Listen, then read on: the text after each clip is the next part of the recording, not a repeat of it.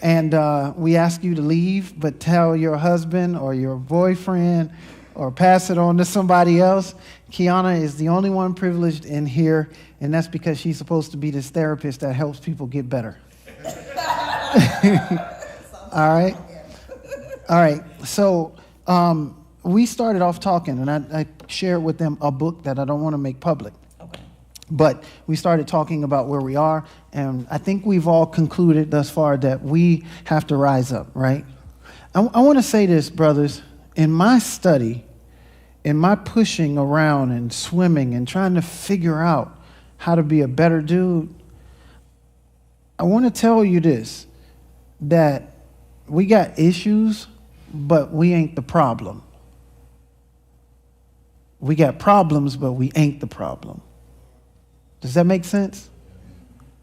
And so my first thing, I guess I would say, is just to encourage you that we swimming towards a solution. And I'm not saying women are the problem, because technically they're not the problem.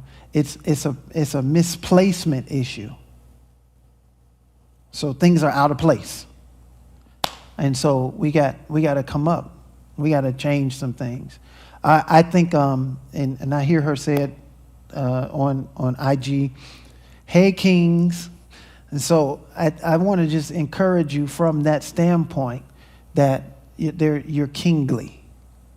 Every man in here is kingly. I was watching a guy, and he said this. He says, the reason why I don't sleep with people is not because, a lot of women, is not because of religious reasons. He says, because every time I shoot a sperm out, it's an empire. An empire waiting to happen. Isn't that crazy? Because in one sperm, the minimum potential is 199,999,999 possibilities. That's an empire. So just imagine if you do it daily. Look how much, when he says that's why he don't want to waste his empires.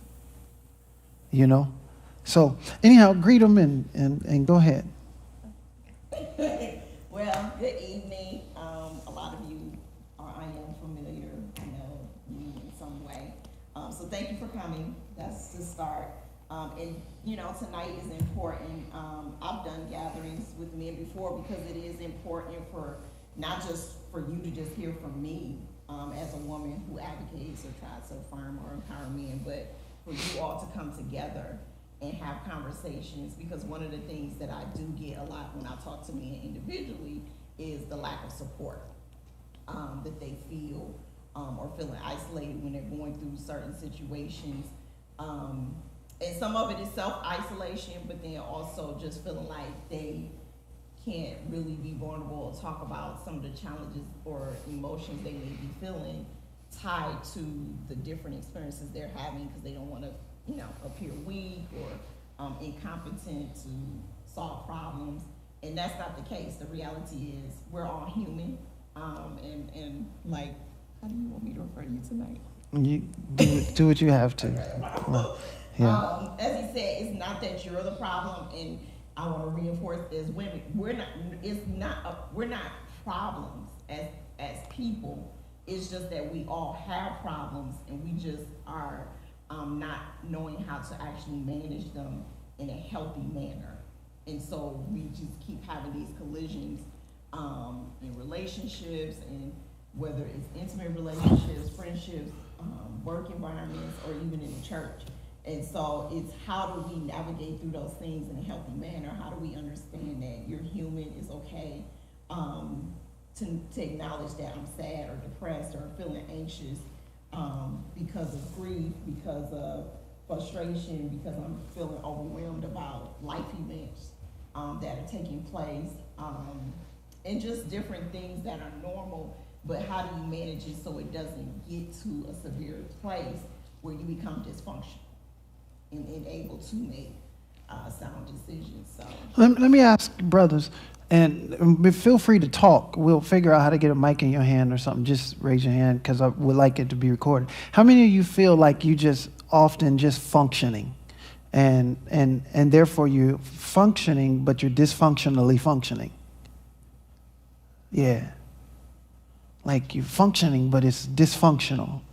What do you feel like? Somebody volunteer and say, how that feeling is. Yeah, why? Yeah, come on. Hold on. Let's grab a mic and pass it around if that mic is working. See, is it working?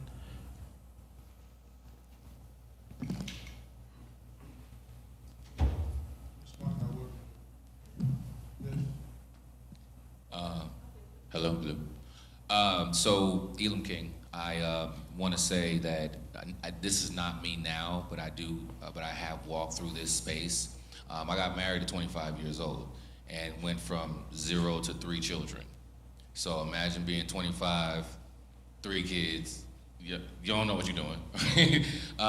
And so I was functioning, going to work every single day at a job that I didn't like, right? But I had to provide for the children. That's what we were told from day one, right? Gotta provide. I'm not no bum, so I'm gonna keep doing my thing.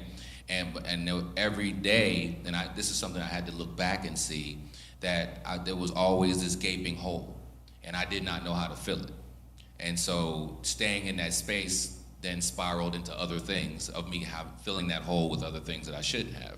So I would say that I think sometimes as men, we might get in that space if we're not walking in purpose, if we don't have our relationship, with God, those two things right there, we're just gonna function because we're told that we have to do and provide.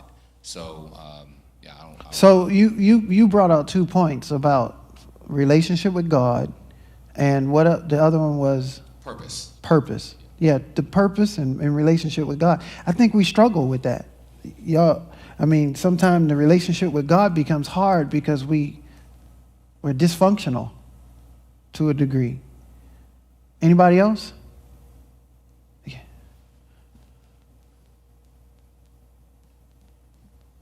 I think that one of the things that I struggled with, I've been married my entire adult life, right? So one degree or another, been married twice. Met my first wife. And your first wife, what? I met my first wife when I was 18 years old. Gotcha. So my entire adult life, 46 tomorrow, okay? Wow. Congratulations. Happy birthday. So I was thinking about this the other day, and I think that for me, part of the problem is you spoke about it a little bit earlier about having a father in the household. Thank you. About having a father in the household. For me, it's challenging to have that relationship with God as our father, because many of us don't know what it's like to have a relationship with their father, period.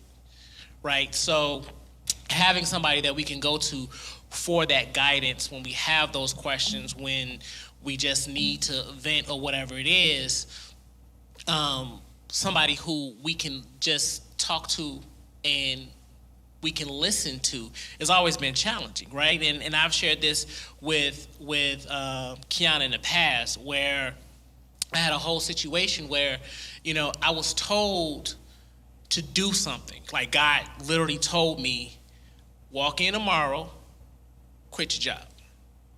And I fought. I went kicking and screaming, and I wrestled with it for a very long time. And I laid in bed one night, and he gave me a scripture. And I went, grabbed my Bible, looked it up, right? And I was crystal clear. But because I grew up without having a father that I can lean on, I didn't know how to be obedient to that word. You know what I'm saying? I get you. So I still took it upon myself to think that I knew better, and I did the exact opposite, and it put me in a really bad situation, right? So I think that a lot of times we go through just functioning just because we're just grasping at straws. We're really just trying to figure out every little thing, and so often we're trying to do it on our own. We're trying to do it without a community. We're trying to do it without, Elam and I have talked in the past, right, where we've chatted and we realized that I realized a lot of situations I've been through, a lot of the issues I was facing, he was dealing with. If I had only known another person like that I can talk to and bounce ideas off of, or at least to get another perspective, things would have been different. So I think what's funny? that a lot of times we're just You know what's grasping funny? at straws. And I'm cutting you off just for a brief second. But what's funny is I'm a pastor, so sometimes I know people's business, right? So like, right, you talking about him, but you don't even realize somebody just like within inches from you dealt with the same thing. Like they felt God told them to quit the job, they did. But then comes all the other things. And the counsel and the wisdom, that's where we get lacking, Yes. right? That's what you're saying. Yes. So continue. Very much lacking counsel, right? And I think that Do you think it's because we feel like we got to do things by ourselves? I think that depends on where you come from. I grew up on the south side of Chicago, right? Right. So up until I just moved here to Atlanta 3 years ago, right? So I grew up on the south side of Chicago. You did it by yourself. I'm from right? Ohio. We kind of There got was- the same mentality. There was no leaning on this person, leaning on that person, right? It was you stood on your own 2 feet, point blank, period. So having counsel, having that group of people, and I can actually look back on my life where when I was a very young man, when I was a teenager, I was fortunate to come across 2 gentlemen who had moved into my neighborhood from Detroit, and they had opened a clothing store. And being young, trying to make money and things like that, we went to go see if we can help them out, right? And in a lot of ways, these 2 gentlemen took me and my older brother under their wing, and they really provided a lot of very, very valuable mentorship to us. But we were too young and we were too used to the status quo to even recognize the value in what we were getting. So the things that they were telling us and that they were saying to us, the seeds that they were planting into us about staying out of the gangs and staying out of trouble and all these other kind of things, we just kind of ignored. It rolled off our back. You know what I mean? Let me ask you something. How old were y'all at that time? I was 12 going on 13. And I remember that because in Chicago we have an 8th grade luncheon. And we grew up very economically depressed. We didn't know where food was coming from and things like that. But I was able to have some money to go to this luncheon. Didn't know how I was going to get there. And I told one of these gentlemen that, I was going to take the bus. And he took me in his Rolls Royce, right? So I know about the age that was. But he provided so much information. And now I can think back on it and I can say, man, I wish I still had contact with him. You know what I mean? I wish I could still talk to that person. But I've been so used to not having counsel that now, at 46 years old, it's almost impossible. No matter how much Kiana tries, it's almost impossible for me to reach out to other people, to lean on other people, or at least to say, hey, this is what I'm going through. Who else is experiencing this? Can I Yeah. jump in? How many people played a sport in here, right? Okay, so you had a coach, right? So if you think about it, only inside a certain space, if you go to buy a house, you go get a real estate agent, right? So that's a coach for real estate, right? Right. So there's different aspects. Hold the mic like, close no, hold it in the middle. in the Okay, yeah. That makes it different. Okay. So there's different areas that we have. Is that what I said? Oh yeah. Oh yeah. Yeah. We were basically taught to not have coaching when it comes to our emotions. That's why a lot of us as men, we are emotionally unintelligent. And I'm going to say whether it's black, white, whatever. I'm a relationship coach, and so I have different clients, white, black, and all. And one thing that's consistent, you have the baby boomers who basically raised pretty much everybody in this room. Give or take, a baby boomer might be in here, give or take, right? So act tough, don't cry, don't express emotion. Saying I love you, come on now. So unless it's to a woman maybe, but even man to man and expressing that, we weren't taught that. So then we matriculate on in life, right? And so when we feel some type of way, we're basically taught. That's why back in the day before GPSs, what was the one thing they always said that men don't like to do? stop and ask for directions. That one little thing kind of shows you how we don't want to ask for help. And we'll just get lost, right? And so it's funny when we're on the road, but then we get lost in life inside of our emotions. And that's why the stress and all that begins to build up. So we were basically taught, to your point, we were taught to not ask for help. We're just now coming around the corner because we're hearing more about mental illness and mental health and how important that is. But I'd say probably about 80% of the time when I'm contacted by the wife or the girlfriend. I'm not contacted by a man. And maybe about 60 or 70% of the time, the man doesn't even know. I'll get hired first, and then she's like, let me figure out how to get him to come. Why is that? Because we're basically weak if we don't figure something out by ourselves. Mm-hmm. And so that toxic thought process is what we're all still walking with now, and we're just now trying to turn that corner and to teach, because the people on the street, they mentor. Mm-hmm. The dope boys mentor the other dope boy to come up, right? So we know about coaching in certain aspects, but just when it comes to our emotions, we have to begin to do better in that area. One of the things, I know I'm talking quite a bit, and really, she's the doctor, the therapist, but the one thing that I've learned as leading people is community, right? And community comes from two words: common unity. Common unity. And our culture, it seems like we've come to the point where you can't be around men, neither can we encourage men or strengthen men, right? Normally, like I made it a rule that who I love, I'm going to say it to, right? And I'll talk to the brothers on the phone, and at the end of the conversation, I love you. I love you, son. I love you, Leonard. Love you. Because I think we got messed up, like you were saying, in our emotions, and now love means sex.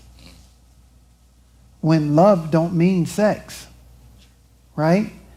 I can say I love you and disagree with you all day long. I can love you and disagree. But our culture is telling us, and I'm not talking about black culture, I'm talking about culture at large, that which we are being programmed into through media, through television, through all of that, is that, if you don't agree with what I do, then you hate me. And that's linguistic deception, right? We're being deceived by language.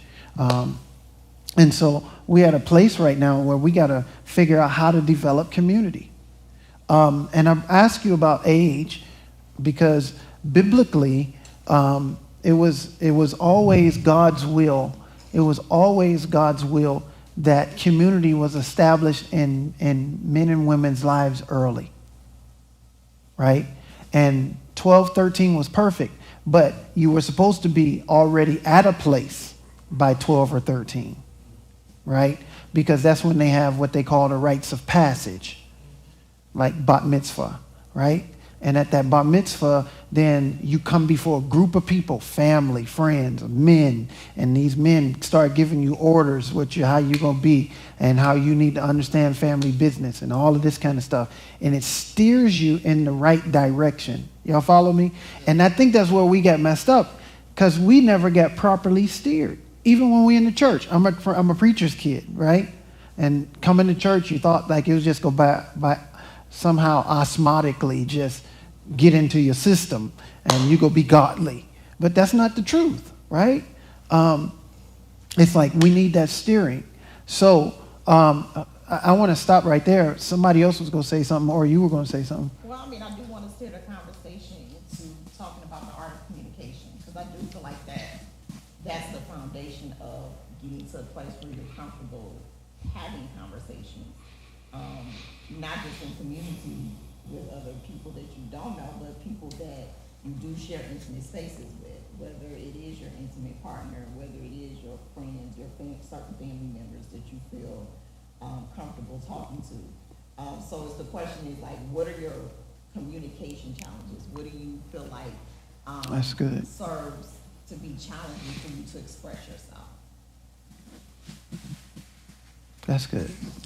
In my situation with my wife, we've had issues, and you know, God is working. We're working through it.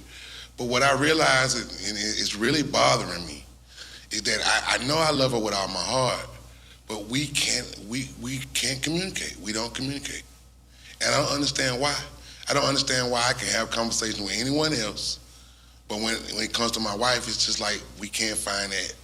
So, mutual but what do ground. you feel is the block? What do you feel to be the block?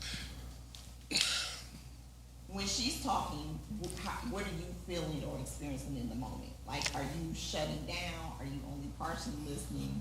Are you already focusing on your response? Like, how, or do you feel, for some men, they say the conversation makes them feel like they're being disrespected, or talked down? Well, right now, in my home, I think we're trying to repair, you know, the problems that we had, the trust. So I know the man that God's called me to be, I've forgiven, but I don't know. I don't know. I think that sometimes, and I struggle with this a lot also. And it took me a long time to really sit with myself and realize what was going on, right? And I think sometimes the breakdown in communication, especially when you are talking to your spouse or your girlfriend, is a trust factor, like he just mentioned, right? It is a trust. I don't trust you with my words, right? You don't trust what? I don't trust you with my words. That's why I lie to you, because I've told you the truth in the past, and you've used it against me, right? You've weaponized what I've told you. You've weaponized my truth. So I no longer trust you. So now those conversations can sometimes feel one-sided because she's saying, well, you're not talking to me. She's saying, you know, you're not being open, or I'm not getting any feedback, or I'm not getting enough from you.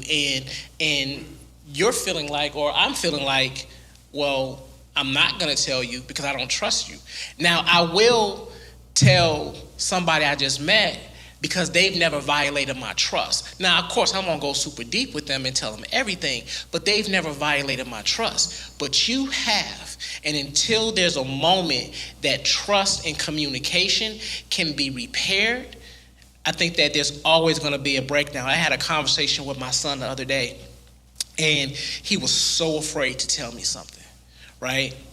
He's 12. He just turned 12. No, I'm sorry, he's 11. He just turned 11. And he was so afraid, and he was like so worried. And I had to tell him, I said, son, when it comes to you and me, this is a safe space.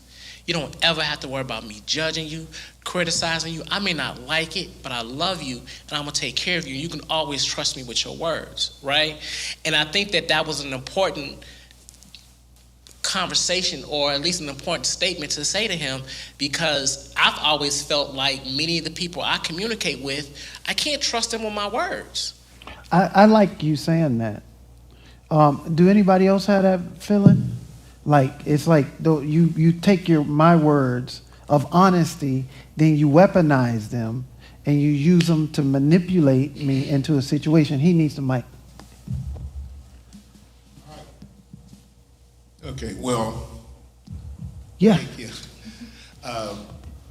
My wife has passed away, so I don't have her in my life right now. Wow, man. But just to kind of give you my backstory so you kind of understand when I say what I say. I grew up with both my parents. Until my dad passed away, you know, he was in my life. My dad was a mild-mannered man, very humble, very meek, very patient. You know, he was the epitome of what you would say a person of love is. Mm-hmm. My mom, on the other hand, kind of totally opposite. Loved a fighter, loved to control stuff, and basically when you're talking about weaponizing stuff, you know, that's a thing that I've had throughout my life with my mom, even till, you know, today, you know, she still is doing. I see a change in her, but when you're talking about, well, I don't trust and all that, throughout this journey, I built up a defense mechanism subconsciously that I fight with all the time. I know, sometimes she'll do something and doesn't have any intent, but the gesture is something that I have related to something that she's done in the past to violate trust, to violate that. So my defense mechanism that I built up in my body just takes over, and I'm already there, even though, so I now struggle with trying to fix that in me so I can move on, because I don't think that, I hear the gentleman saying that, we clash and we fight and I don't know what to do. I think that comes, even if the party is the other person that that's challenging you, sometimes maybe making a change, but we may have strongholds.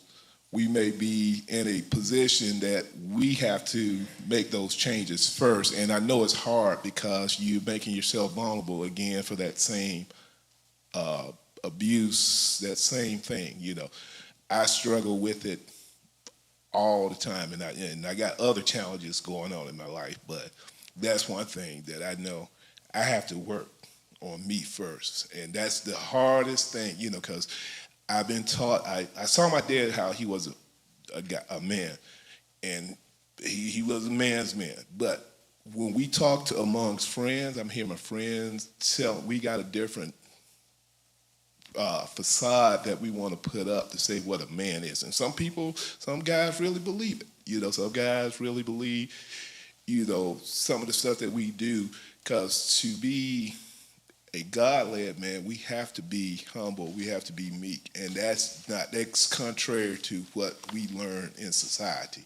So a lot of times I feel alone because I try to do that, and I feel that I'm fighting against, I fight against friends, I fight against, because I'm hearing them saying one thing, I'm like, what do you, I'm scratching my head, where you get this definition of man from that you're trying to talk? I have good friends that try to tell my son things, and I have to kind of reinforce, like, well, no, that's not God-like. But we have, and truth be told, we're having this, but it all comes down to me, that relationship with God. Because if we understand that this whole thing is devised, we're saying that we're being broken, but this stuff is being planned out from day one. Mm-hmm. It's like you hear a person that may not have a father struggling. You hear me, I have a father, shouldn't be having those same emotions, those same struggles, but I do too.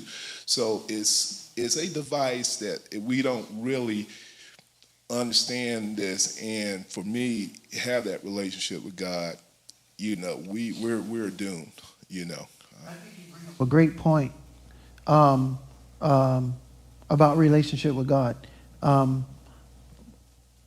However, this is what got me in a better place with God. I thought I had a relationship with God, but I didn't understand God. Do anybody understand? Y'all follow what I'm saying? So it's like, I'm going to get this relationship, so I'm going to start praying. Or I'm going to come to church and sing. Or I'm going to do this. But the whole, I don't want to say concept, because he's not a concept. But if you can follow the concept of a relationship, then that means you got to understand. Understanding is the key to it all. For example, what is humility? What does it mean to be humble? And it means, to be technically straight, it don't mean just to be a punk walking around. It means to be you, honestly you, right? Refined you, growing up you. And it means to be that. Humus, the word comes from humus, like dirt. Humus man, a human, humble man, human. To be yourself, right? And I think that's what we're always trying to do, is be somebody else, right?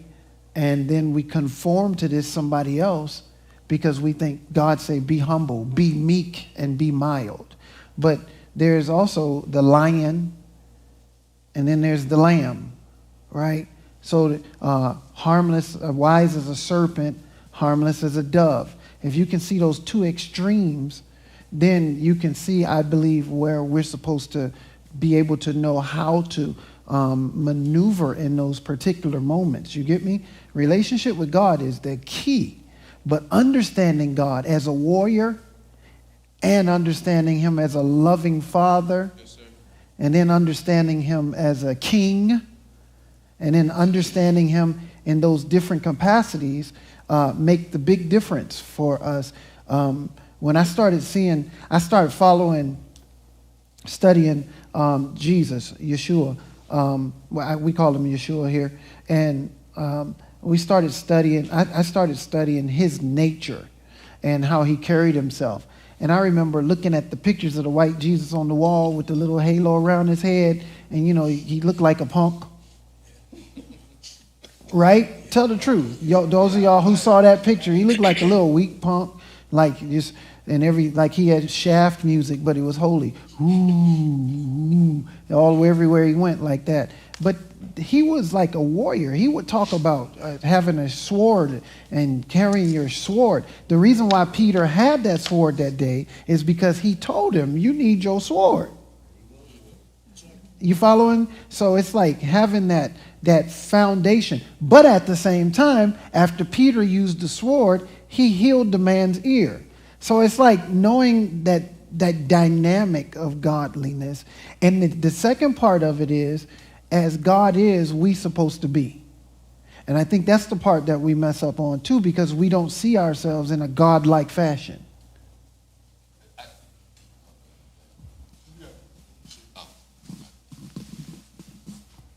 You got it. You can. Sure. Yeah, I go. I might go. So. Okay. I know. To piggyback off the last comment where you said, "Will you see the God within us?" For myself, sometimes you feel muted.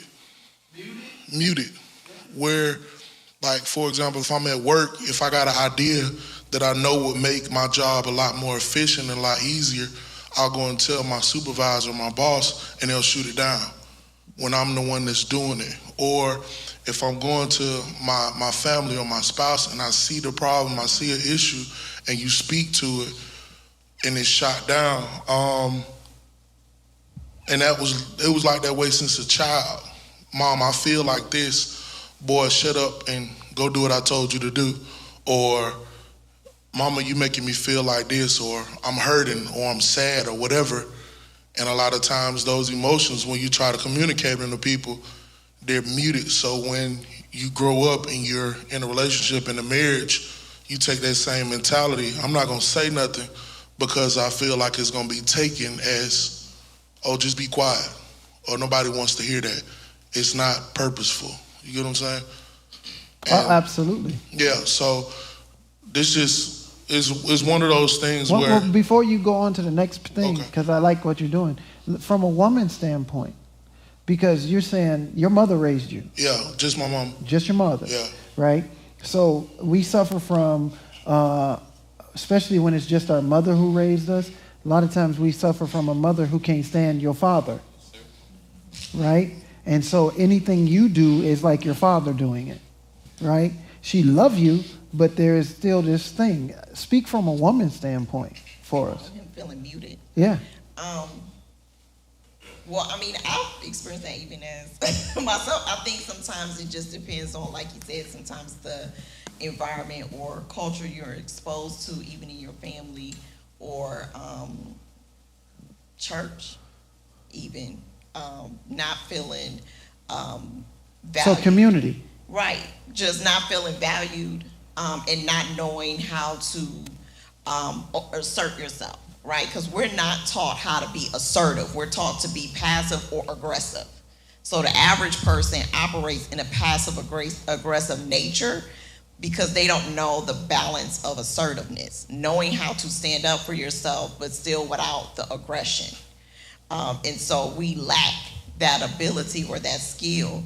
And so it goes into even what Daryl was saying, getting to the place where you understand, like, what do I need to do to work on myself, taking accountability in order to know how to navigate through these relationships and challenges, and being able to say, hey, I'm I want to have a conversation with you, your boss at work, say, I want to have a conversation and let them know you feel unheard.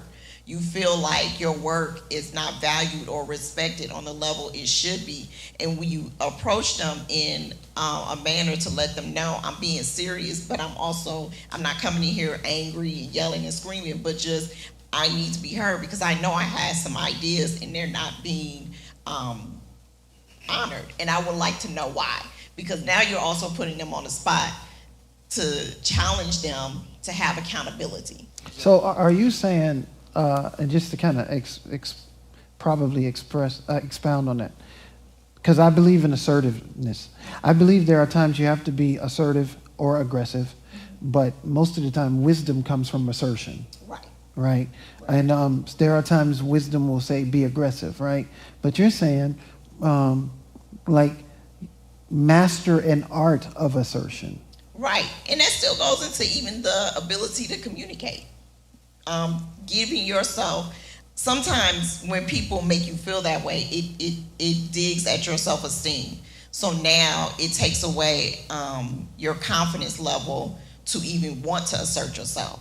Even if you know the appropriate way to say it, you're like, well, now I don't want to because they're going to treat me this way or they're going to respond this way. So it's also having to do that self-work of getting in tune with your value of who you are, what you carry. I will never forget, even when I moved here to Georgia, I worked at a mental health hospital before I transitioned into entrepreneurship. And the doctor told me, he said, position yourself where they need you more than you need them. Because right now, you're operating in this space as if you need them, and that's why they're treating you that way. And as soon as I changed that, and I didn't become aggressive, I didn't go in there and say, y'all better do this, I deserve a raise. Like, no, I tapped into, no, I'm a valuable employee. This is my skill level. This is my education level. This is my experience. I deserve more. And literally the CEO of the hospital called me into her office like, what can we do to keep you? She don't call people in her office to keep them. But when they saw like her sense of value of herself changed. And so she took a different aura about herself. She became more confident and comfortable in her position. So how do I do that in my relationship? Because for me, like you said, it's an extreme. Mm-hmm. It's extreme to extreme because me knowing that I wasn't raised in love, I was raised in survival. So me having to change my mind to say, okay, I need to go to her with tact, or because my wife is extremely strong. Everybody that knows her, they know she's strong. She's sensitive, but she's strong. So what I find myself doing, and it may not, it works sometimes, but I know in a lot of times it isn't effective. I find myself either like writing a text message of everything that I want to say just to get it out, because sometimes you don't want the force of her pushing back, right. Where I'll say something, then she'll say something back, and now we went somewhere differently from where I wanted to go. And where you was talking about being passive and aggressive, I'm still working on that, because to her, she may say, Dwayne, I don't like how you're talking to me, or you raising your voice. And I'm like, no, I'm not yelling. And it'll go from us. Let me throw something in, because many times we'll be passive so much until when you do lift your voice just a bit, you're considered as being forceful. Okay. Right? So what you're saying? I just had that experience. Yeah. No, I mean, I'm a transparent moment. I had that experience of someone responding to me and telling me that you're yelling at me, and I'm like, trust me, I know how to yell. I know how to get, I'm not yelling. But like you said, when someone gets conditioned to your tone being a certain way, and you elevate it a little bit, they do take that as a form of aggression. But when I work with couples, a lot of times when I listen to both sides, I'm like, they don't even know that they both saying the same thing, right? Their frustrations, their needs, their desires. but there's this defensive mechanism that people are operating in when the other partner approaches each other with something.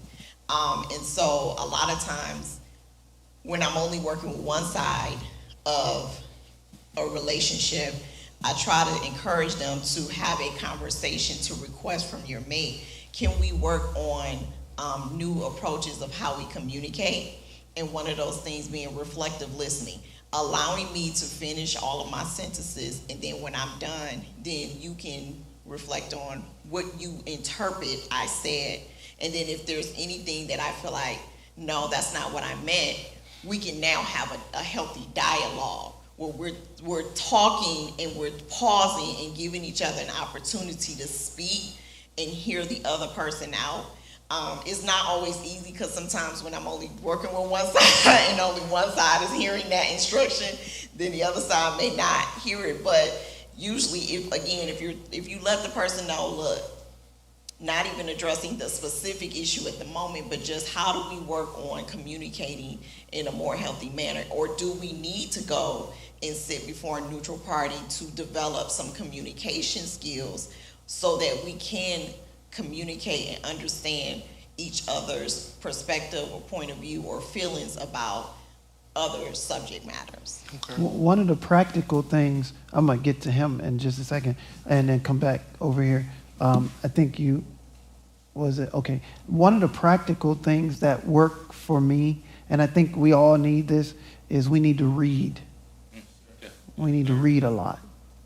You know, we need to open up our vocabulary, open up our mindsets so that we can work to articulate different thoughts and different things and think through it, but then execute it.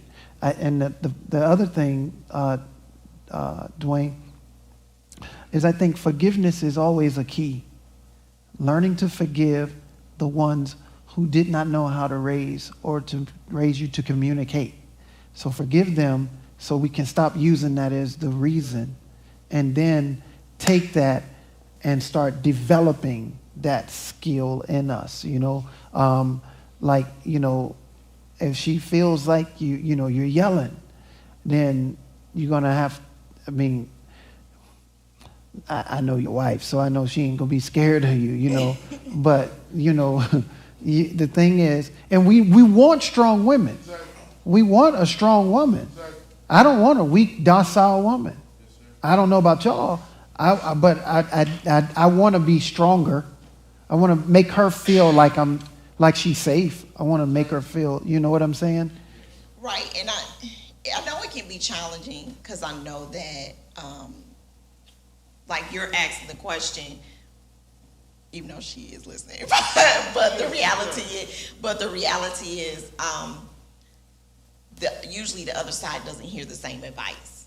So like even in your efforts to try to navigate and change the narrative, if both parties are not getting or receiving the same advice or directives, I think that's usually sometimes also tends to be the breakdown, because even when I have conversations with women just can be like, well, this is how I want it to be. Like, it's everybody comes from, this is how I was raised.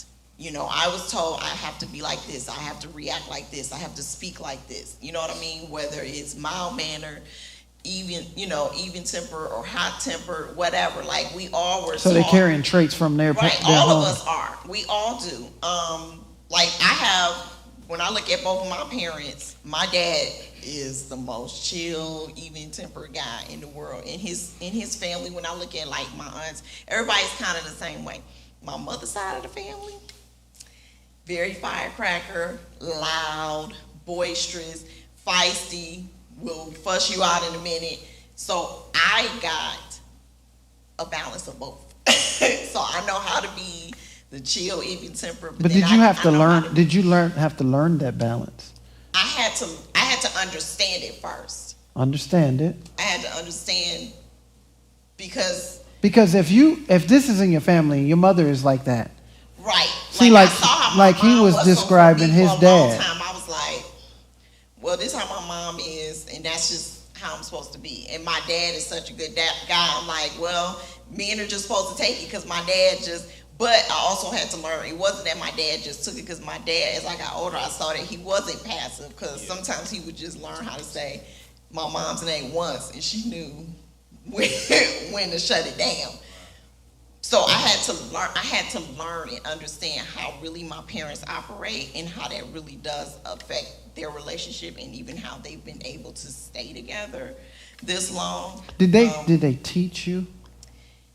As they got older and started learning their lessons through their marriage, through the challenges of their marriages, they start having conversations with us.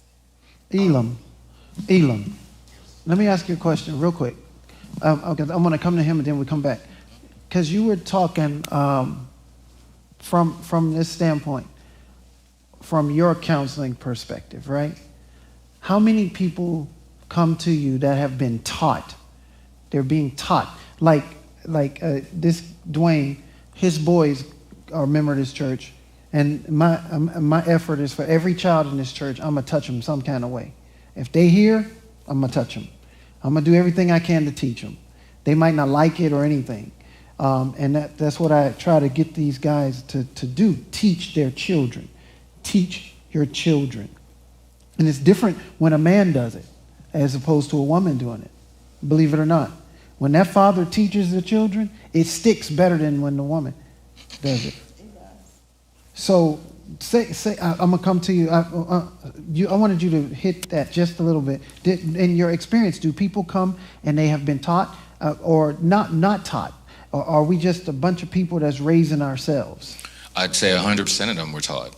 And you're either taught, from what I would see, one or two ways. Either because somebody was there and passed that down to you, right? From an iniquity, from that generational curse was passed down to that person, so then they passed it on to their child, directly or indirectly, right? You know your Bible. So you have that, and then you have, even if you don't see it, you're also being taught. Right, because you're visual, you're paying attention, or you're hearing from somewhere, so you're being taught, no matter what. So we have to unlearn first, and that takes a second, because we could sit here and say exactly what it is all day. Tomorrow, you're gonna, a creature of habit, go right back to how you were. So it's have to be intentional at it. So intentional teaching. I'm sorry? Need intentional teaching, not just haphazard teaching. Yes. What were you gonna say, brother? Okay, well, we said so much, I won't comment on a lot of stuff, but I'll just stick it to one point. I have to, because of my faith in God, I always go to the Bible. We have these... And we should. Yeah, we have these type of meetings, and we try to talk, and we talk from a worldly standpoint to solve problems that are bigger than the world. One thing that I looked at, if you want to talk about relationship, God is the ultimate perfecter. He perfects everything. He actually gives us a manual on here that we don't read, don't understand. I was challenging a friend of mine who went to Bible school, and he was bringing up. I said, well, you know what? God never told the woman to love the man, and he went to fight me on this. I said, no, let's go to the scriptures. I said, and if you can show me something else that where I'm wrong, I might have missed something, misread, just show me. But he was telling me, so I said, let's read the scripture. It says, man, love your woman as, as Christ loved the church. Woman, submit to a man. And that really propounds everything, because I think sometimes what is love? We kind of take love, we have a lot of interpretations of what the word love means. It also, the Bible tells you what love is. Those are actionable words. Those are things you have to do. Love is patient. Love is kindness. Love is, and we have a list. Now, here's the problem with that list. As humans, we can't love, or we need to be trying to perfect love and love, because love unconditionally. Reason, okay, love is patient. Why? When my wife says something, now I'm impatient with it. Yeah, I'm gonna go a certain point, but she gonna hit that trigger, now I lose my patience. So now I can't operate in the perfection that God has set up for me. Now I got problems. Now I'm angry. I'm doing something, love is kindness. Now because I lost my patience, I'm getting a little cruel to my wife. And now I'm doing something to her that I shouldn't be doing, because in this world, the only person that I can account for is me and what I do in my actions. I can't do it. But think about if you were able to do that unconditionally, and the woman that you have, submitting, doing her part, submitting to the man. A lot of times women don't want to submit because we have, just like we said, we all been programmed a certain way through lineage. We have certain isms about us that we do, and we're gonna, we're trying to break those things. So, in order for my, maybe I might have a wife that's not submissive, and we call them, I want an aggressive wife. Be careful of what you ask for. What do fighters do? They fight. So when you get a fighter, you're like, well, why is she fighting? You got to fight her. That's what fighters do. But for me to counteract that, I still have to operate out of how God wanted me to operate. I have to invoke that, to make that change in that person. I have to be that. So maybe my wife isn't submissive, and I don't think a lot of women know what submissive mean. They think that back to what we're talking about, meek, I'm meek, I'm not. No, it means that, hey, we got a mission here. God, I'm God-led, so the mission ain't about me, it ain't about you, it's about God. So if you submit to me, you actually submitting to God. You ain't submitting to me. Let me interrupt you 1 second. How many of us in this room on a consistent basis read our Bible? Right. Is it helpful? All right. Because that is a big deal. That is the biggest deal. And that's, if I could take it back to the child stage, that was my saving grace. Because everything wasn't perfect, but I knew how to read the Bible. Right. And then I learned how to stretch myself in the Word. So some things I didn't just take for face value. I had to go learn it and then understand it. Oftentimes, and this, I hope this serves as a revelation, love is not a verb. Love is a noun first. God is love, right? Love is God, right? God is love. He's a person, place, or thing. God is love.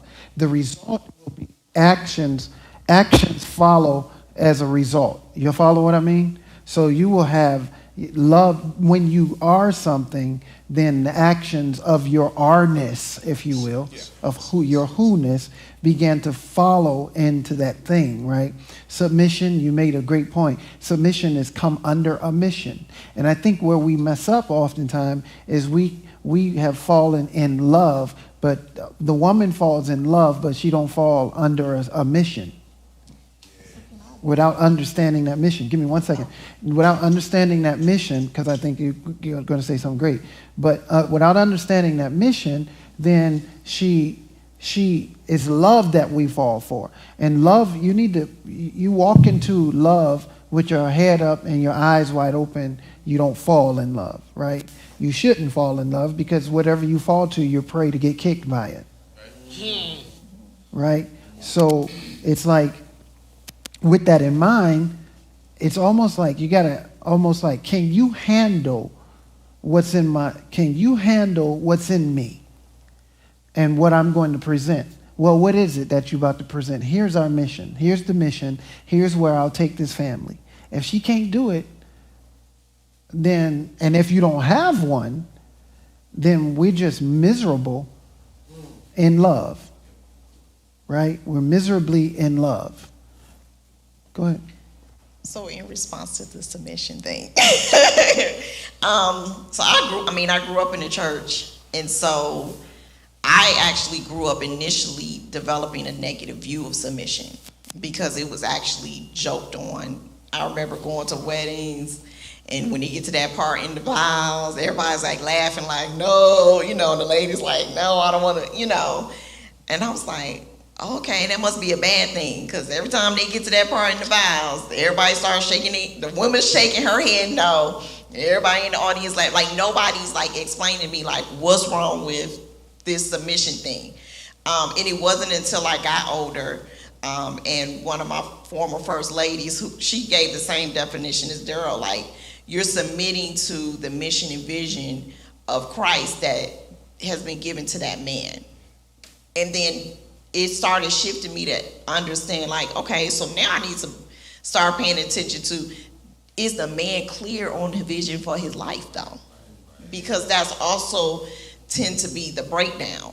And so we live in a world, church or otherwise, where we're taught to glorify love, but not the art or concept of submission, but even aligning with a vision and purpose for yourself, for your life, in order to know how to lead.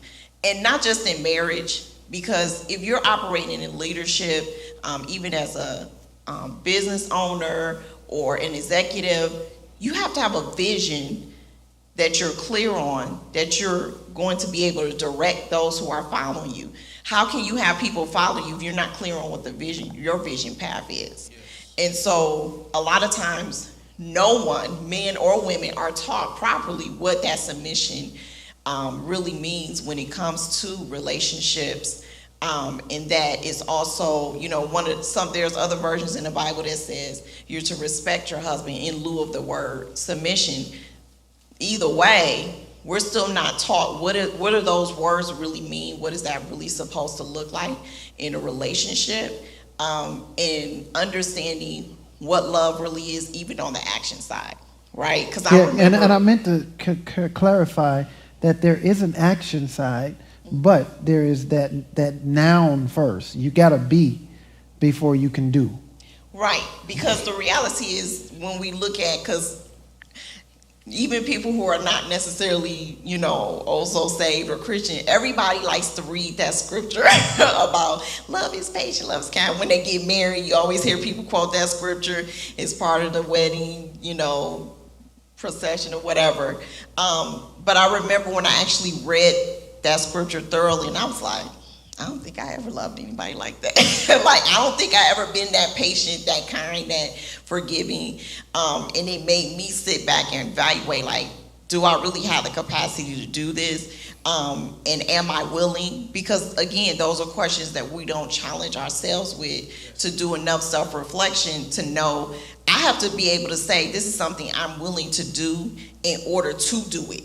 But we will operate in this, I want it for myself, but we don't even know how to operate it in ourselves. So I got to get to you and Vincent. But love, I think we got to tie those scriptures together. Love is patient, love is kind. 1 Corinthians chapter 13, right? But then you have in Galatians, the fruit of the Spirit is love. Y'all know the rest? Joy, right? All of that. Now, here's where we get it. The fruit of the Spirit, the fruit, not the fruits. The fruit is. It's a singular statement. It's not plural at all. Believe it or not, there are mistakes in the Bible. Once the writers, modern day writers got into it, they kind of mixed up some of the completeness of the thought. Right? Commas in the wrong place sometime and different things like that. The fruit of the Spirit is what? Next word, love, right? Period. It is like an orange. So an orange has peel, it has pulp, it has juice, it has membrane, stem, seed. You following that?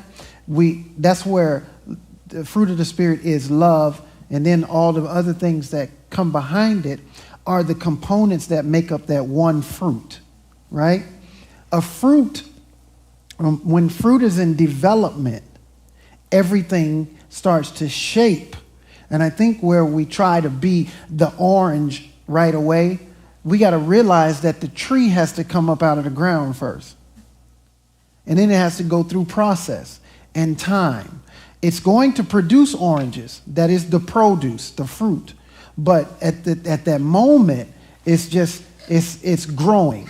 And I think often we fall off the bandwagon while we're growing. In other words, we stop growing because we don't feel like we're growing.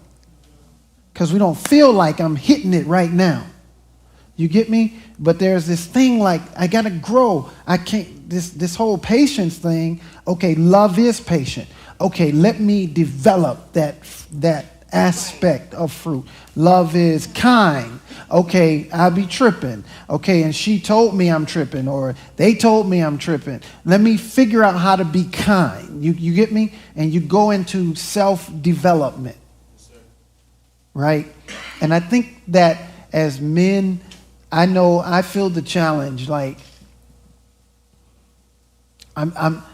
the challenge is everybody wants you to be not you. Everybody got a demand on you to be there right now. Y'all ever feel that? Yes. Like there's this demand on me to be that person right now. And it's like too much pressure, which causes you to come further away or further detached from it. Anybody ever feel that? I know I do. I do. Man, I'm enjoying this, and I know we got time. We got to go. Can we schedule another one? Y'all interested in another one? Yeah. All right. Yes, brother. Well, like he was saying, a lot has been said, but to me, with the point that you're making now about love is patient and all that, I don't really get that deep in it because I think everybody already have it. I just believe it's what you value. Because with your kids, you definitely gonna have all those things. Patience and kind. You never gonna feel like it's a time where you can throw them away. It's a time you can walk away from them. But with your spouse, is you feel that you can walk away from that. Whether wife walking away from husband or husband walking away from wife.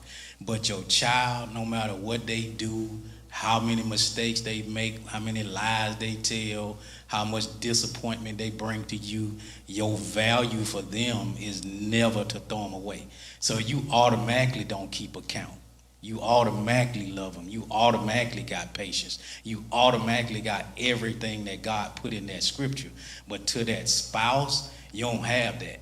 But then when you look at scripture, it say that two become one. It was talking about the husband, wife, not that child. So our value is messed up on what the scriptures is actually saying.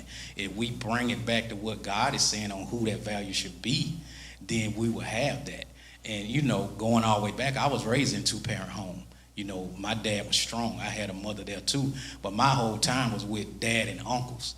So, I didn't really get all that mother talk and all that soft talk. It was like, boy, you about to do this, and boy, you about to do that. So when I got married, because I've been divorced twice. I don't give relationship information out because it don't work for me, But I look at it, I married people that didn't have a father. So I was bringing how my dad ran the house, and you can't tell them nothing. You know what I mean? Right. I wasn't used to that because when my dad came in the house, my mother was like, okay, I got it, blah, blah, blah. I didn't see them arguing and all that stuff. I don't know what they did behind the doors, but they didn't show it in front of us. We never struggled. I didn't come up on no Roman noodles and all the struggles. I came up good.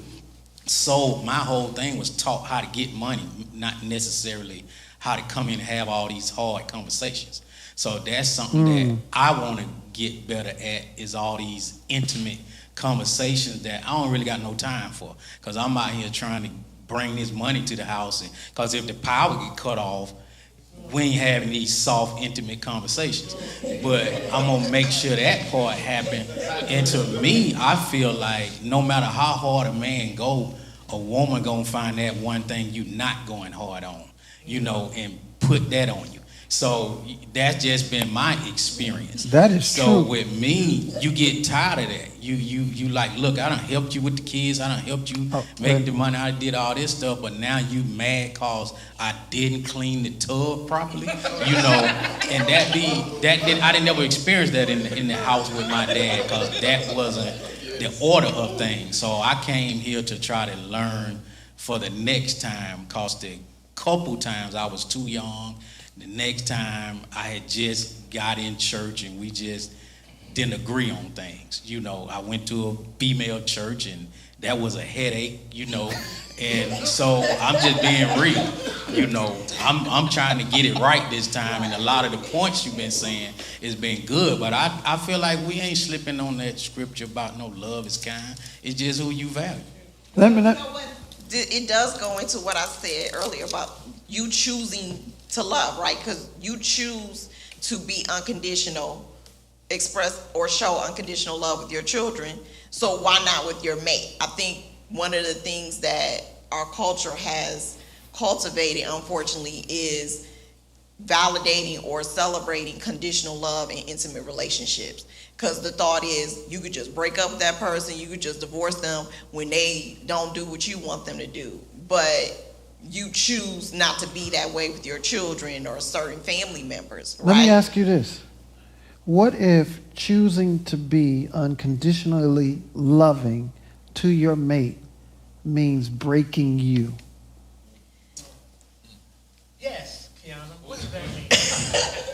Well, because, I mean, again, me being transparent, and at this stage of my life, I will not allow myself to be broken. No, I I'm talking have about, been. I'm talking about, I have been. I'm talking about a man being broken.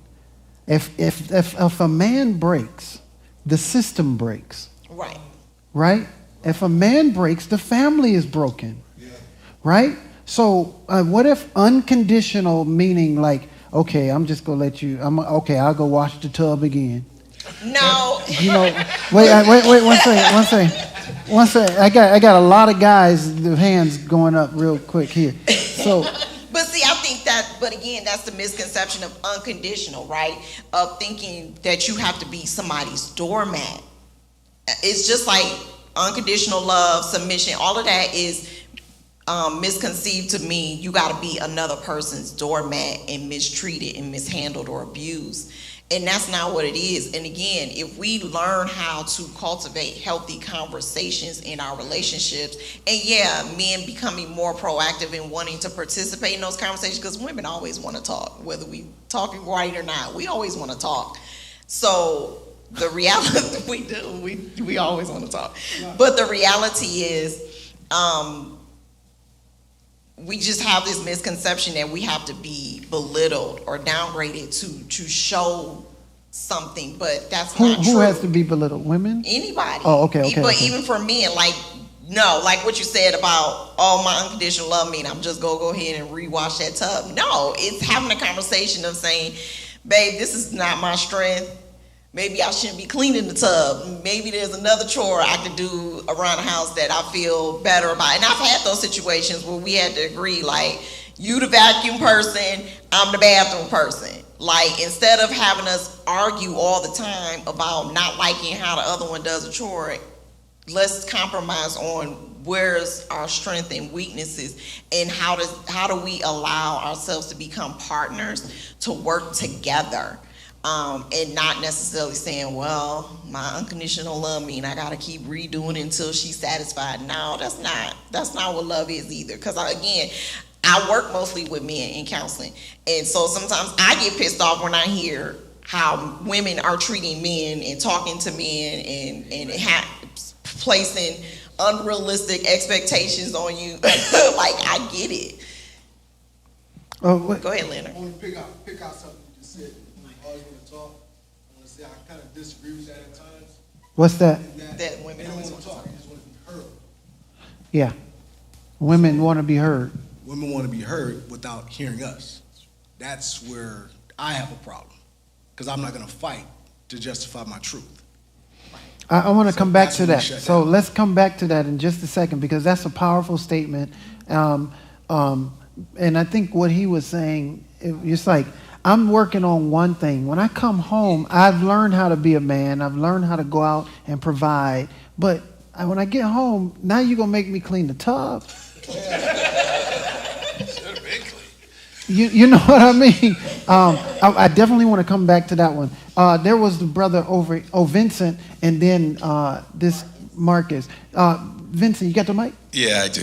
So I just want to say that. Vince, I kept saying Vincent. No, but- it's fine. So I've been divorced a Bless number you, of years. Demetrius. Bless you, man. Come back, brother. So I've been divorced a number of years, and I am looking for a mate, right? But the one criteria for me is that, okay, I want to see what you really like when you get mad, because what I find with our sisters, they hide it, and I look to provoke things just to see if you're gonna go there. You know what I'm saying? Because the thing is, if you get mad a certain way, I want to see if you throw stuff. I want to see if you Right. passive aggressive, because that's going to be what I have to deal with. So what I find a lot of times with me is that I might say something, or I might not call at the right time. So I was dating somebody, right? Long distance relationship. Yep. So I guess I didn't call enough times, or something wasn't going on. So this person decided. You're not a priority. I'm not a priority. So, yeah. So what happened was, so we get on the phone, right? And I could tell they upset about something. So I said, listen, we need to address the elephant in the room. And they just vomited on me. Bah, bah, bah. Do you even like me? Da, da, da, bah, bah, bah, bah. Just go off. I was like, woo, Frankenstein, right? So I said, chill. I said, and I could hear all this shuffling. So I said, look, could you stop doing what you're doing? What are you doing right now? They said, I'm taking up my groceries. I said, why don't you call me back when you're not busy and we can discuss all this? I said as calmly as I can. They never called me back. So I said, okay, so now what the disclaimer I didn't tell you is that I was considering this person. We had talked about marriage. Right. And I saw that as an issue. If you can't talk to me now and voice, now you said women talk, they do. She didn't want to say anything. So I just let it go. And so a month goes by. Would you say it was she didn't want to say anything because she was, I think, because women love to talk. They do. I think what it was, would you consider it that was a manipulation tool? Yes. Absolutely. And so when they didn't call back, I said, no, I'm not going to call them, because we grown. We too grown. And if I can call you and tell you, hey, let's talk, and you not call me back, you know too much better. So I said, nope, this ain't going to work. So I didn't call for a month. I didn't call for 2 months. 3 months go by. 4 months roll by. And then we're both on, LinkedIn. So something happened that was good for me. She commented on it, and I decided to give her a call. Hey, thank you for the, congratulations, because I'm bigger than that. It's not that big a deal to me. So, so I started talking. We talking about different things, and she was really nice about it, but so we talked about what happened. And I said to her, I realized some of your past, because she was married to a drug addict for many years, and I could tell she was still hurting, and she was angry about that. And so she's like pins and needles, right? So I said, listen, I'm sorry if I didn't contact you in time. I said, but that's all good. She said, well, I felt like you held your ground. You wasn't going to call. I said, well, I didn't hear from you. Yep, held my ground. I didn't even try to hold my ground. I just felt, if you're mature, you're an adult, you're in your 50s, this should not even be an issue. This is something we should already know. We should, not everybody. So that's why I brought to her, I said, I feel that I know you were hurt, and I know that you were dealing with some stuff. So I'm still talking to her about where she was. You're presently talking to her? No. Okay. Because I never heard back from her after that conversation. So I said, that's it. Because that's how things are going to be handled in a relationship. This is the perfect example of being unequally yoked. Amen. And together with unbelievers. The word don't just mean church people. Right. It means not being able to believe in each other, believe for each other, with each other. Right. Right. And there were other things that she had said to me that I knew that biblically wasn't right. And I kept that as my card. So when she didn't call back, I was like, I'm good. Thank you, Lord. You kept me out of that. But what I'm saying is that it's that whole manipulation of that I find with women at times, and then for me, it's trust. Are you my road dog? Can I tell you all of my stuff? Can I tell you everything? Because if I can't trust you there, you got my back. We ain't doing it. And I hear you and I understand everything, but especially being a woman over 45, because I'm seeing this pattern with women, or men and women over 40. Everybody is playing that same game, right? Because here's the thing, we've been traumatized from our teen years through our 30s with different types of relationships and the outcomes of it. And so now we're creating these standards of, I ain't taking this crap no more. Everybody has the same mentality, men and women. And so nobody wants to bend. I'm talking to females like, well, you gotta bend a little bit if you wanna get a man, like, you know, and keep them. But then you're saying kind of the same thing, and it's like, I understand you want to see what a woman's temperament is like, but then at the same time, what about cultivating them not having to be triggered to that type of temperament? Does that make sense? Like sometimes the test can also be a detriment to you as well. Does that and kind of walk yourself out of a situation? And women in that age bracket are aware that that's probably what she thought, like, oh, I'm not playing this game, because she probably figured out, okay. I'll see what he's doing. So then both of you guys drop the ball instead of, like you said, having that conversation about getting an understanding of where each person was, why, and how can you all work through it. And so also I want to add, the other issue was she had what I call Job's friends. So I'm checking out her girlfriends, right? I know her girlfriend's like, nah, you ain't got to talk to him. You got to hold the fence down. I knew that conversation. I have discernment on certain things. So I kind of knew where her friends were, because I can tell that, I talked to a couple of them and I could see, I said, okay, this, what she's dealing with, this ain't holy. Because I know when people are trying to live for God, for real, I'm not talking about go to church. You were right about that. That was absolutely on point. Because one of the things she brought up to me, she said, so what do you feel about sex? I said, marriage. That's where I said, I'm a man of God, and I'm before the Lord. I told her, this is where I stand with this. Mm-hmm. And, I said, but I'm still a man. So I said, but I'm holding for him. And I could tell that was going to be a problem for her.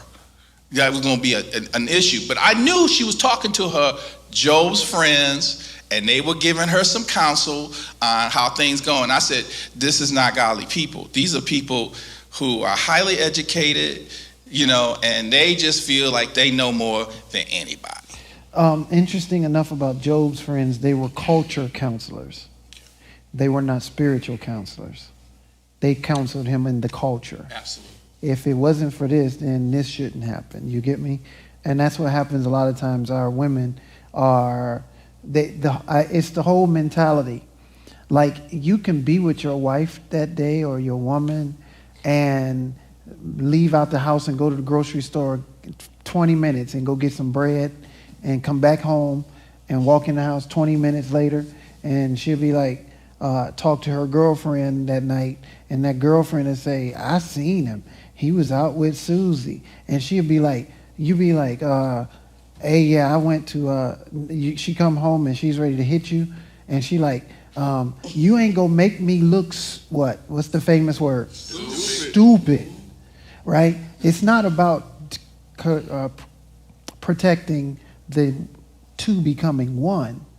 It's about the image that there's presented before Job's friends, right? So even though she'd be like, so what happened when you said you went to Publix? You went to Publix, right? You was gone for 21 minutes. It only takes 20 minutes to be up there. And like, oh, you met her at Publix, didn't you? They figure out a way And you have to, I think one of the other parts is, men, are we willing to become teachers? Are we willing to become teachers and teach to a degree to where it's like, okay, honey, listen, let me teach you, let me try to talk to you through this, and then try. If that don't work, especially in the case you're working to find someone, then it ain't gonna work, right? And I think that's good. You got a mic, Marcus? Thanks. Okay, it's a lot. I'm gonna try to cover everything. Bless you, man. Full disclaimer, I kind of operate on a different lens. I was where everybody that spoke, I was at that point in life at one point in time. But something you start off saying in the beginning is we have to do the work.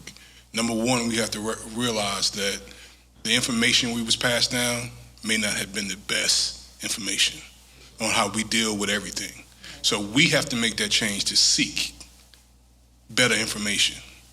Whether you see a couple that have been married for a long time, we have to go out and gravitate towards that. So that's us doing our work. I went going through a lot. Did therapy on myself for like a year and a half, and that changed everything. It changes. I'm a firm believer is you pick your mate on where you are at that point in time, at that space. And when you do the work, What'd you say? You pick her where you are? You choose your mate where you are at that point in time. And when you are healed, not fully healed, but you have worked on yourself, you know your triggers, you know who you are, then you choose differently. And like my man right here was saying, I would have stopped dealing with her for our first conversation.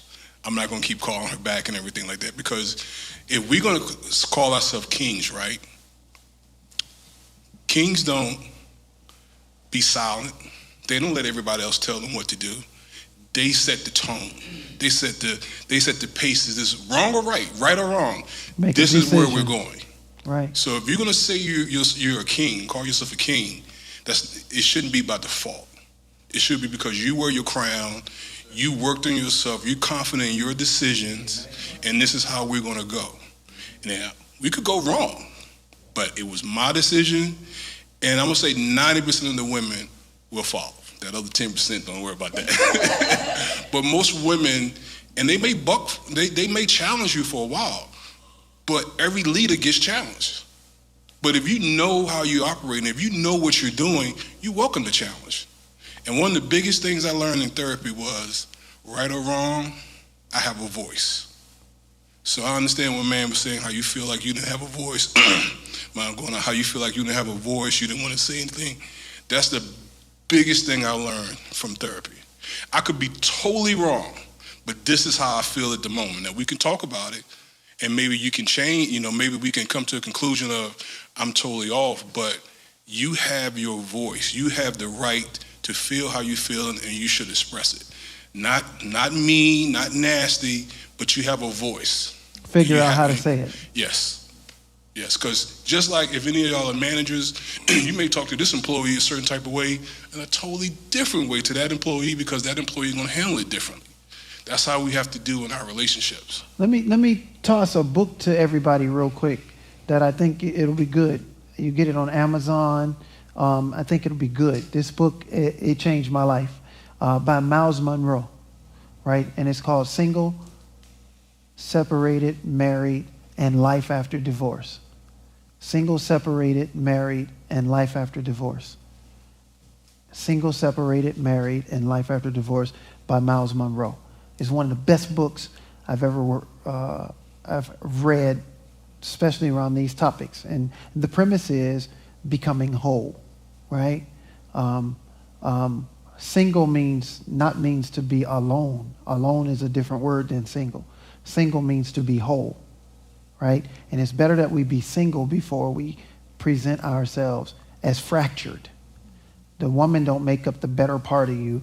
You are the best part of you that should come to the table, and the best part of her comes to the table. 1 times 1 equals what? 1 times 1 equals what? 1. So the two shall become one. 2, multiply yourselves together, you become 1. right? That book is very, very powerful.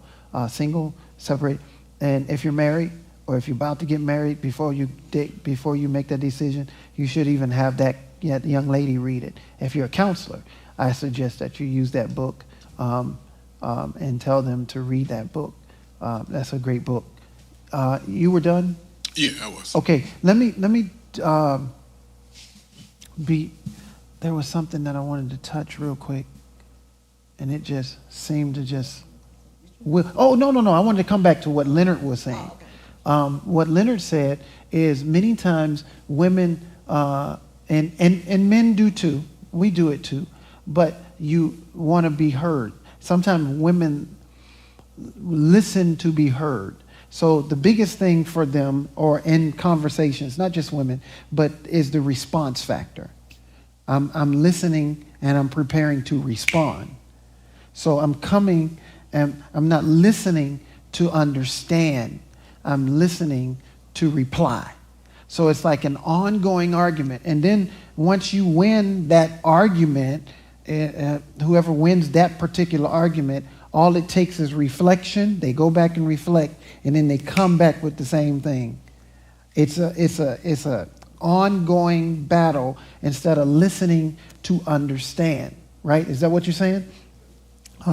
And I think that's the challenge with all of us. And I mean, yeah, because again, we weren't taught great communication skills even growing up in school. Like none of that was really taught. So a lot of us lack that skill, and we don't even understand how to pursue educating ourselves on it until we have so many life challenges with relationships, whether it's with intimate relationships at work or whatever. And we're like, I just can't have a functional, healthy conversation with people until you start to realize there's a communication breakdown. And that's the thing. We lack education and knowledge of real healthy communication skills. So do we work to find understanding? Do you work to find understanding? Yes. Because understanding, it comes from two words, stand under, right? Understand. A stand don't mean like, if you were standing on your 2 feet. It means what is your posture in that matter, your mental stand. What's your stance, right? To stand under it. And it don't mean that you have to agree, but you can never figure out solutions until you do understand. And that's where we have problems working to understand. And I think sometimes we got to just break it down and be like, you don't understand me. Let's figure this out. And until you're ready to understand me, we just need to go on. But then that creates another problem because there's this divide. So it's like, how can two walk together except they agree, right? They be agreed. It's like coming to this place of understanding. When I find out somebody can't agree with me, we can't work towards an agreement. I don't go for we agree to disagree. I believe we come to an agreement, right? So we can walk together, right? With that said, it is very important for us to try to navigate relationships towards, conversations towards understanding. I think that's why we need mediums, mediators. Lord, not a medium, but a mediator, right? A mediator in between that stops this and say, okay, hold on. Do you know what he's saying? No, I don't. And then, but just sit still and listen. I'm going to try to translate for him or for her what is being stated. You get me? Yeah, Brian? Oh, just said one thing about being heard and that reflective listening as well. My wife and I, one thing we try to work on, or a tool that we were given, is just the words, thank you for sharing. Like, thank you for sharing that. And if you can be in a heart posture to say those words, that means that you're in the heart posture to listen and to understand and to have the other person feel heard. So that's like a humbling point. Sure. Yeah. Just to be able to say, yeah, thank you for sharing, and genuinely mean it, right? Like not just like saying it just because. So does that work for you? I mean, does it work? Like, does it make her feel comfortable to hear you better, and you more comfortable to hear her better? It does. It makes you just kind of stop before you reply, before you respond. The ability to say, just thank you for sharing. and just allowing that to be. And they might have even more to share after that, but putting them at ease to know that they're being heard, then that probably just opens them up even more to where you probably don't have to say anything at all. I mean, that's what's happened to me sometimes, where it's like, I don't have to say anything in this conversation at all. She's just gonna, yeah. And it's gonna be just, it's gonna whatever the issue is, it doesn't necessarily have to be a negative issue, but just whatever it is, it's gonna self-correct in just the listening. So. And I think another thing is we can say, thank you for listening to me. Thank you for hearing me out. Exactly, yeah. Thank you for hearing me out. Thanks for sharing. Thanks for hearing me out. You get me? One thing, since we're married, I don't know how many guys here are married or not, but, well, I guess two things. Well, I'll say the other thing. But one thing that we do in our relationship, my wife and I, is with the intention of listening, is we ask, what are your takeaways from this conversation? What did you take away? Not what you heard, or then I guess when that question is answered, you can know what she actually heard. And then you can go into deeper conversation. As Brother Brian said, that conversation can just keep going. But you got to be vulnerable enough to say, and be honest, what were your takeaways? What did you take away? Because she might have said something that you misinterpreted and vice versa. But what are your takeaways are extremely, extremely good in any conversation, in any endeavor, business, any relationship. But definitely my wife put me on to that. What did you get from what I said? Not from how you interpret it, but what did you get? What did you hear what I said? What are your takeaways from it? I mean, that's good. That aligns with even the reflective listening, right? Because, again, even when I counsel with couples, a lot of times I give everybody an opportunity to speak uninterrupted. You cannot interrupt the other person while they're talking. And then you have to be able to at least summarize, like, what you heard. And if I see that you probably missed some points in your reflective listening, then we may need to address the fact that you didn't really pay attention to what they were saying. Because I've even watched couples, they're so fixated on their body language, rolling eyes, shifting and moving and sighing and smacking their teeth and all of this stuff. They're not even really actually hearing what the other person's saying. And I have to sometimes interrupt them, like, are you even paying attention to them because you're too busy doing all of this extra stuff? I don't think you're gonna do well saying, hey, this is what this person said. And so I think it's being intentional with the power of conversation. And not just in intimate relationships, even with I have 2 teenage daughters, we have times where we set aside time to just talk about whatever's going on.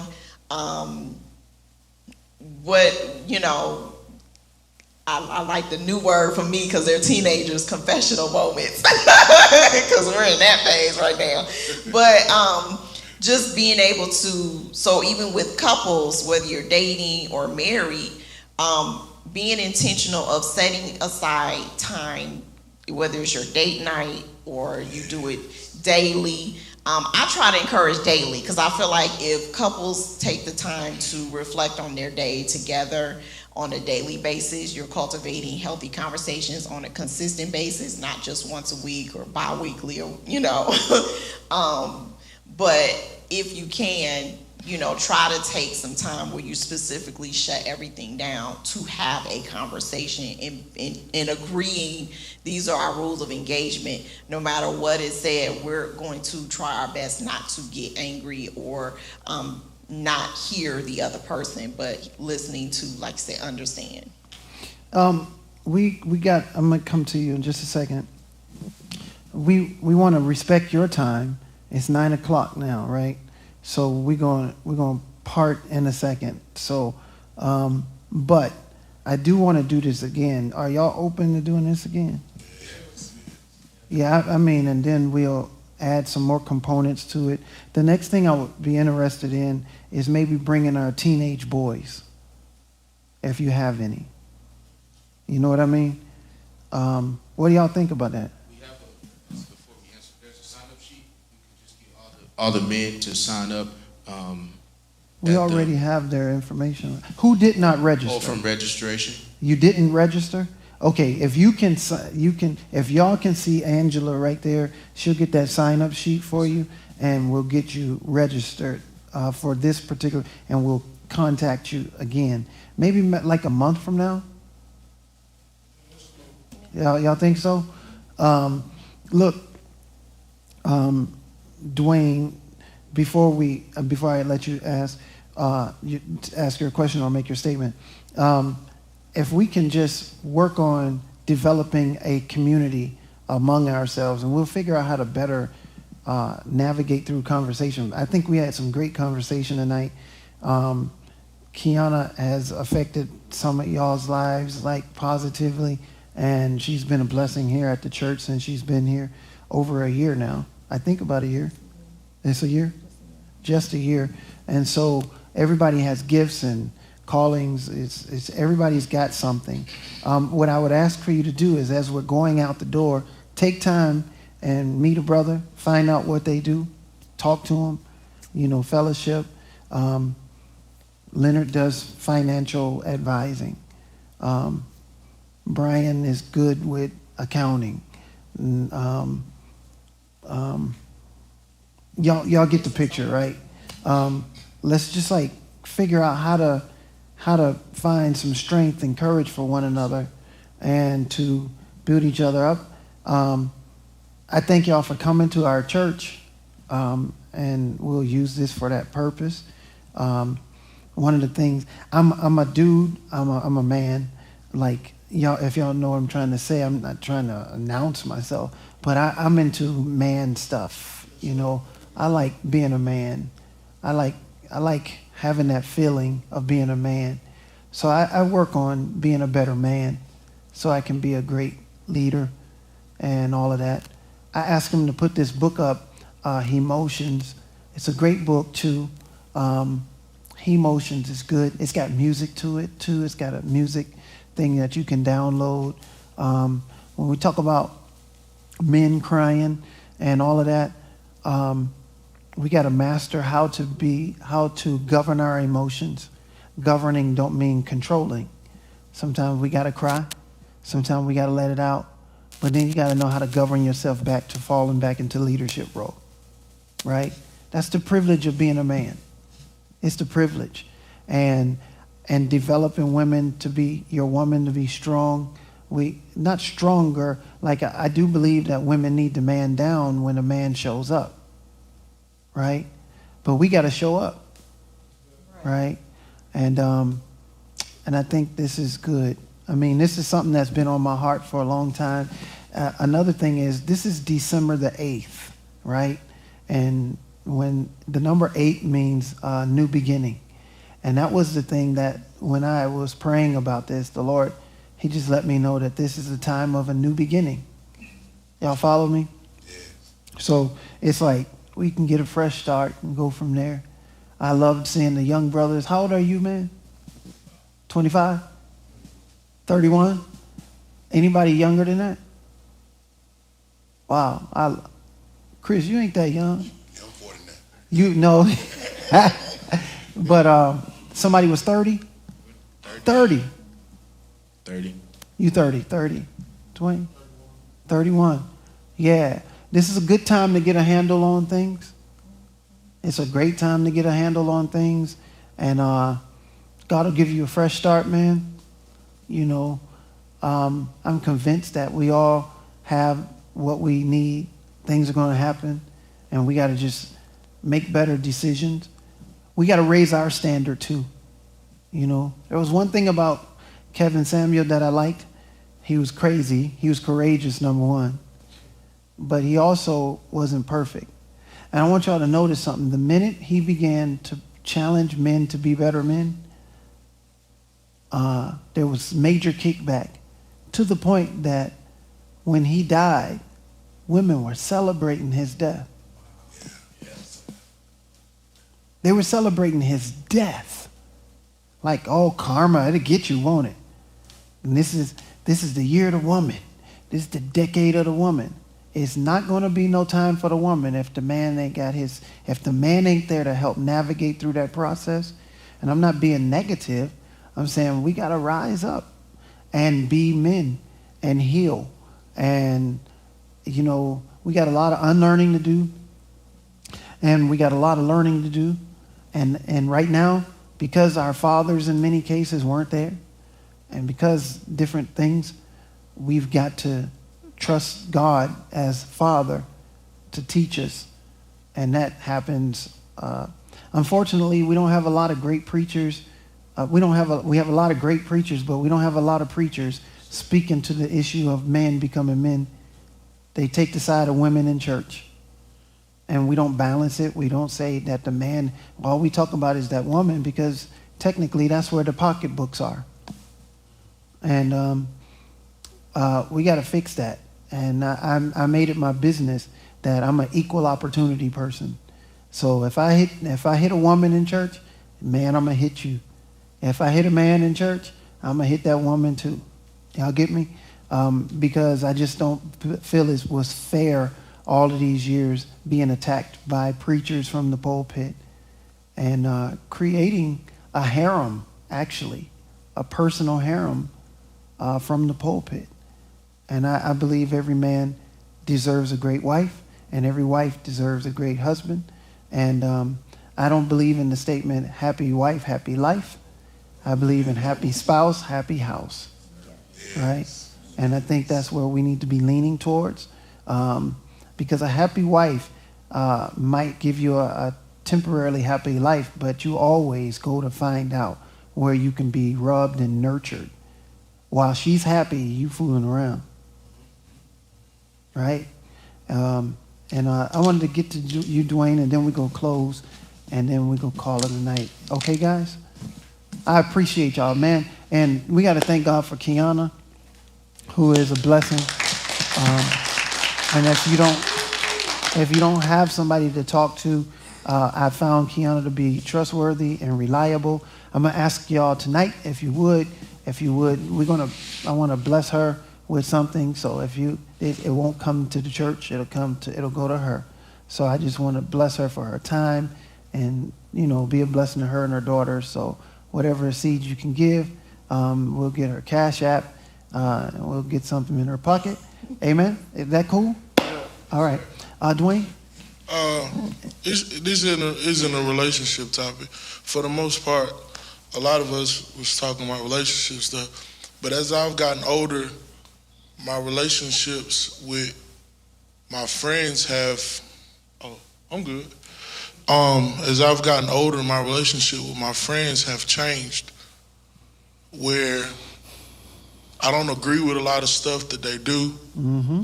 So I find myself backing off. And I stay to myself a lot of times.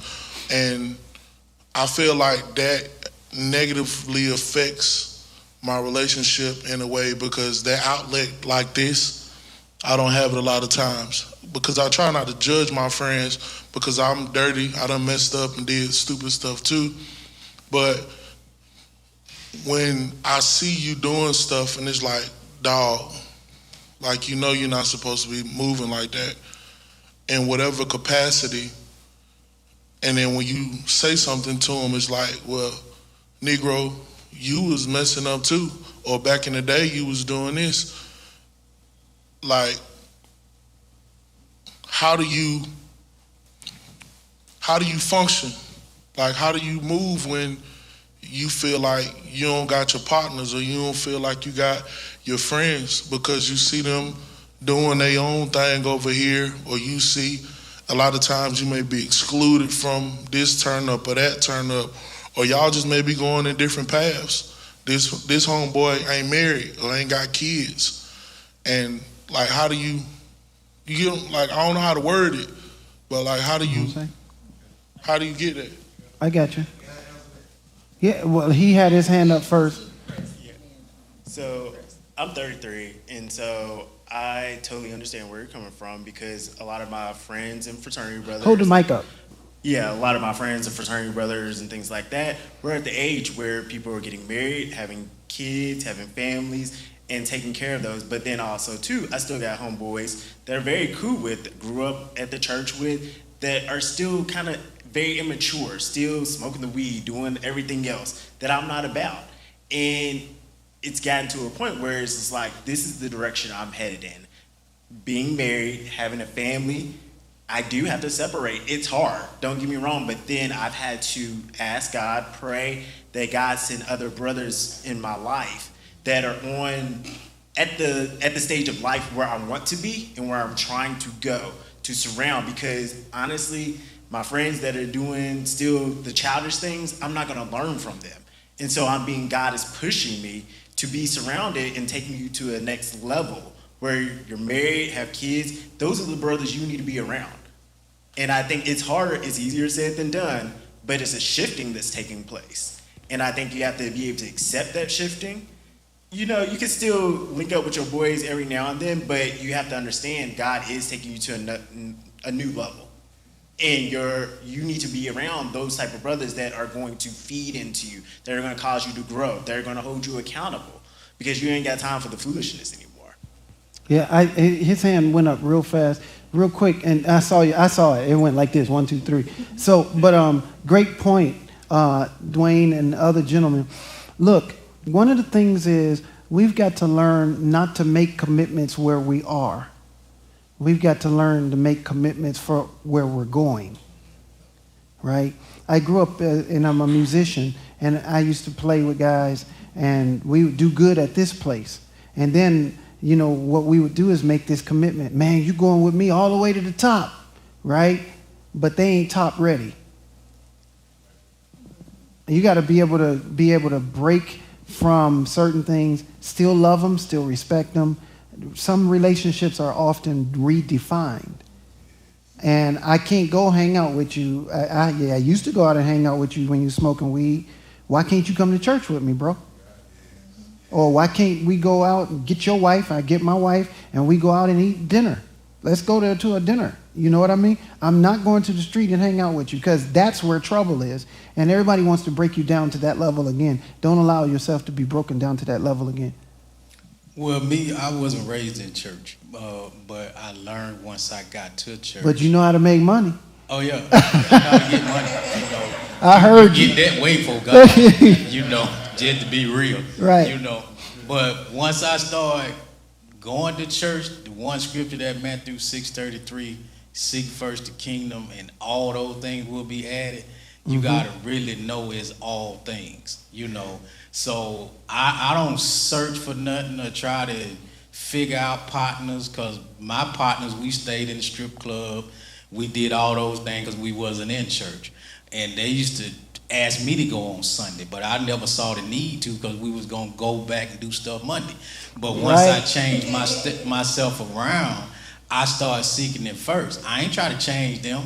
When they was like, well, we about to go to the strip club, I just didn't go. When I went to the house and we was pouring up drinks, I just didn't drink. I still was there. I didn't do it, you know. But then he put me in a place where they didn't want to be around me, because we was two different things. But then God added people at the place that I was, because I was always seeking God first. So when you seek him first, he'll make them moves for you. You don't really have to stretch yourself out and put yourself into all the positions trying to figure out friends. You just figure out God figure out everything else. That's where the burdens get light, as the Bible say. So just seek first the kingdom. You know where you are. You got kids now. You got a wife now. You got different things they may have. You don't have to figure that out. God will figure it out. And then now all my strip club partners, they trying to figure out what time I go to church. So I didn't have to tell them that. They just wanted to be back around me because I'm solid, you know, and that's it. So there comes a point in everybody's life where they're seeking for solid. Exactly. And if you're not solid, and they come looking for solid, if you're not solid, they can't find solid. You know what I mean? Most people come back around somewhere along the way, but they come looking for you where you are. You know? Chris? I want to say, Dwayne, what was that we were having that night when we were here? Something similar to this. And we were talking, and we had a conversation similar to what we're talking about tonight. Well, I just wanted to share with you since that time. And first and foremost, before I say, let me give God the glory and the praise. I know what we having, but I can't let that slide by because God is just so good.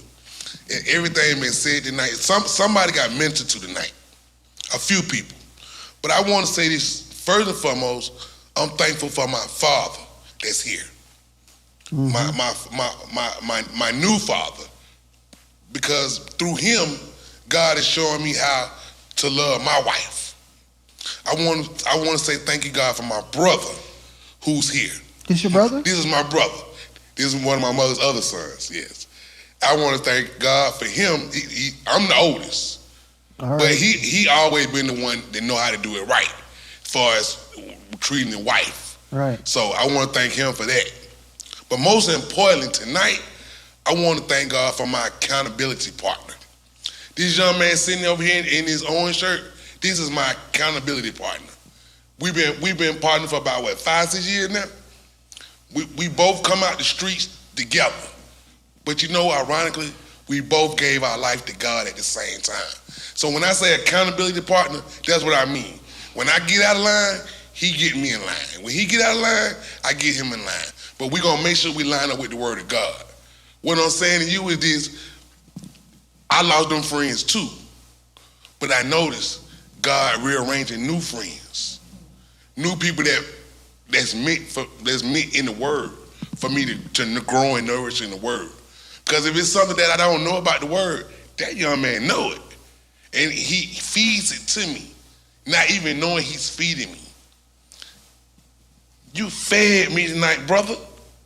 You fed me tonight. I thank God for you, man. Because I can feel you. I already know where you come from. We come from the same era, from the same place. God, you fed me. God bless you. And I just want to say that, man. Keep doing what you're doing. You know what's up. You know what I'm trying. I can't get my words right, but I got it. Love you, man.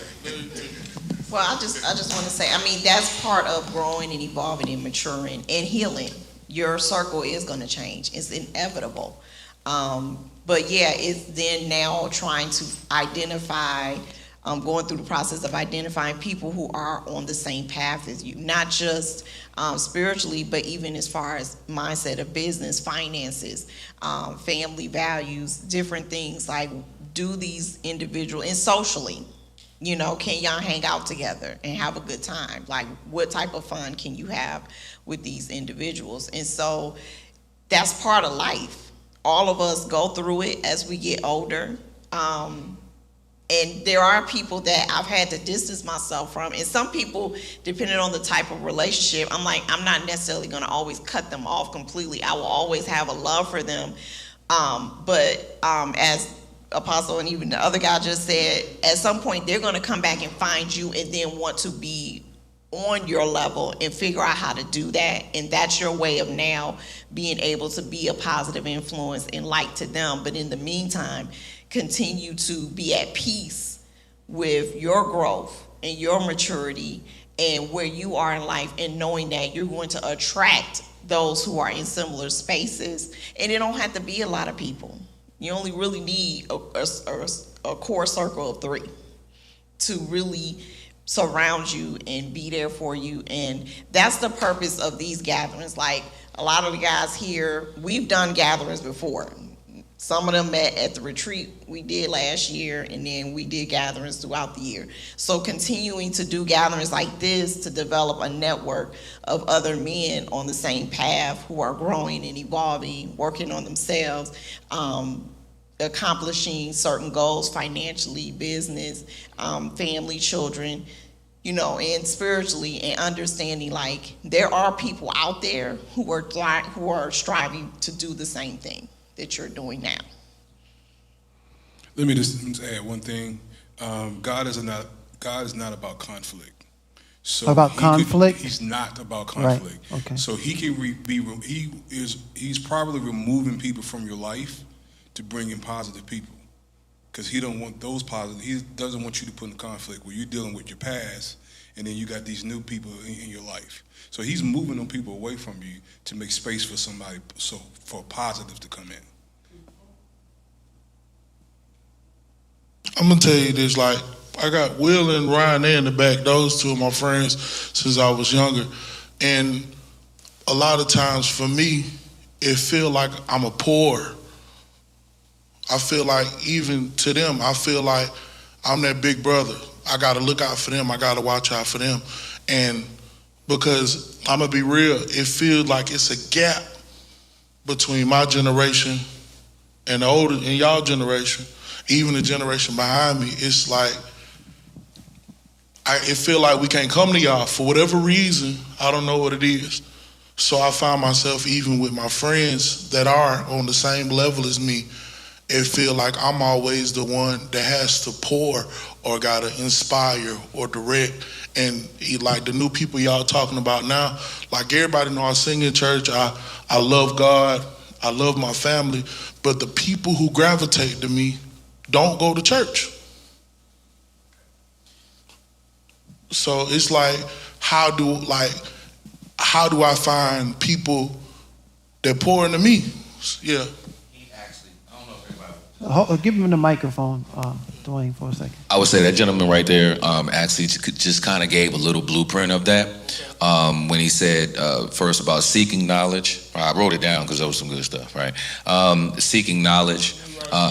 And you said earlier that, you know, you feel like that you can't come to us, right? Yeah. So the difference, that gap, and that's where the enemy always lies. You know, once the communication breaks down, you're going to get distance, and after the distance is going to come a gap.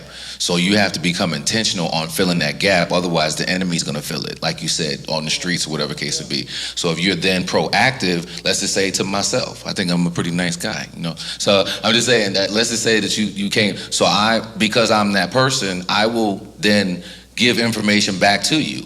But see, if you didn't seek, I'm not going to know. So if you seek in here, then also reading was the other one you said, right? Did you say it or did he say it? You said, okay, I'm sorry. Because I wrote that down. So if you're proactively coming, simultaneously also seeking book. I'm a big audiobook person all day, right? So you're reading the book, you're also seeking the knowledge, and then on top of that, the third one that you said was it's seeking counsel. It was, I gotta look at it, but that was a great blueprint that I think that he kind of already gave us of what to do, and it was like 1, 2, 3. Knowing yourself. Knowing yourself was the third one. So if you know who you are, because then you can talk to God about what you need.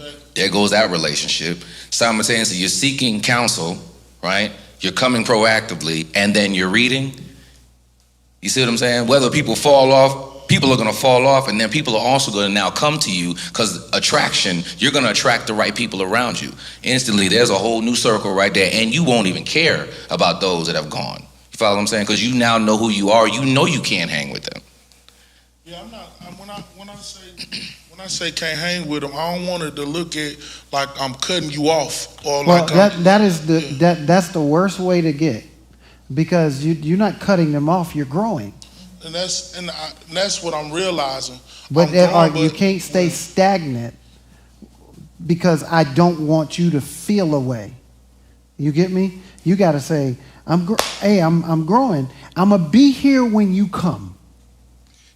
That's where I'm going to be. Okay. I'm going to be here when you come. When you make up your mind that you coming up here, I got 2 boys. I got a wife who loves me, who I love. I can't jeopardize that by coming down.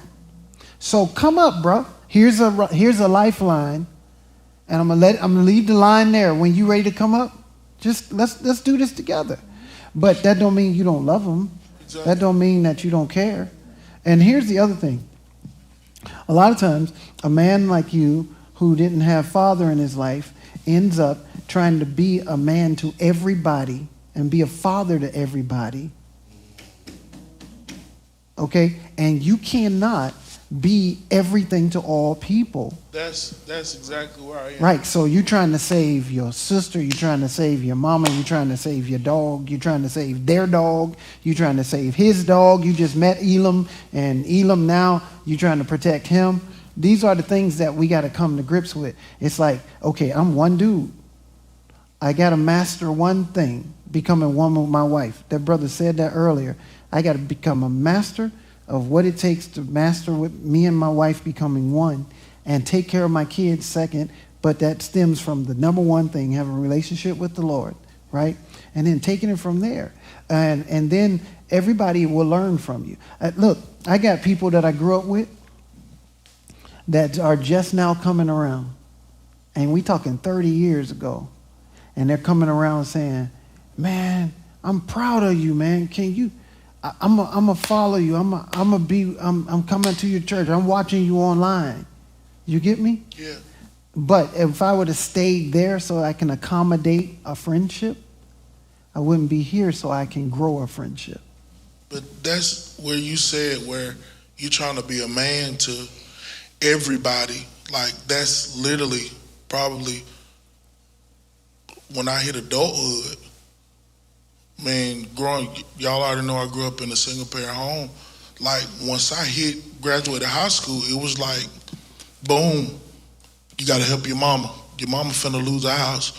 Like, your sister, you got to make sure your sister's straight. Your sister, you got to make sure, take care of your brother. My brother passed. Okay, now you got to be there and make sure nobody having a nervous breakdown.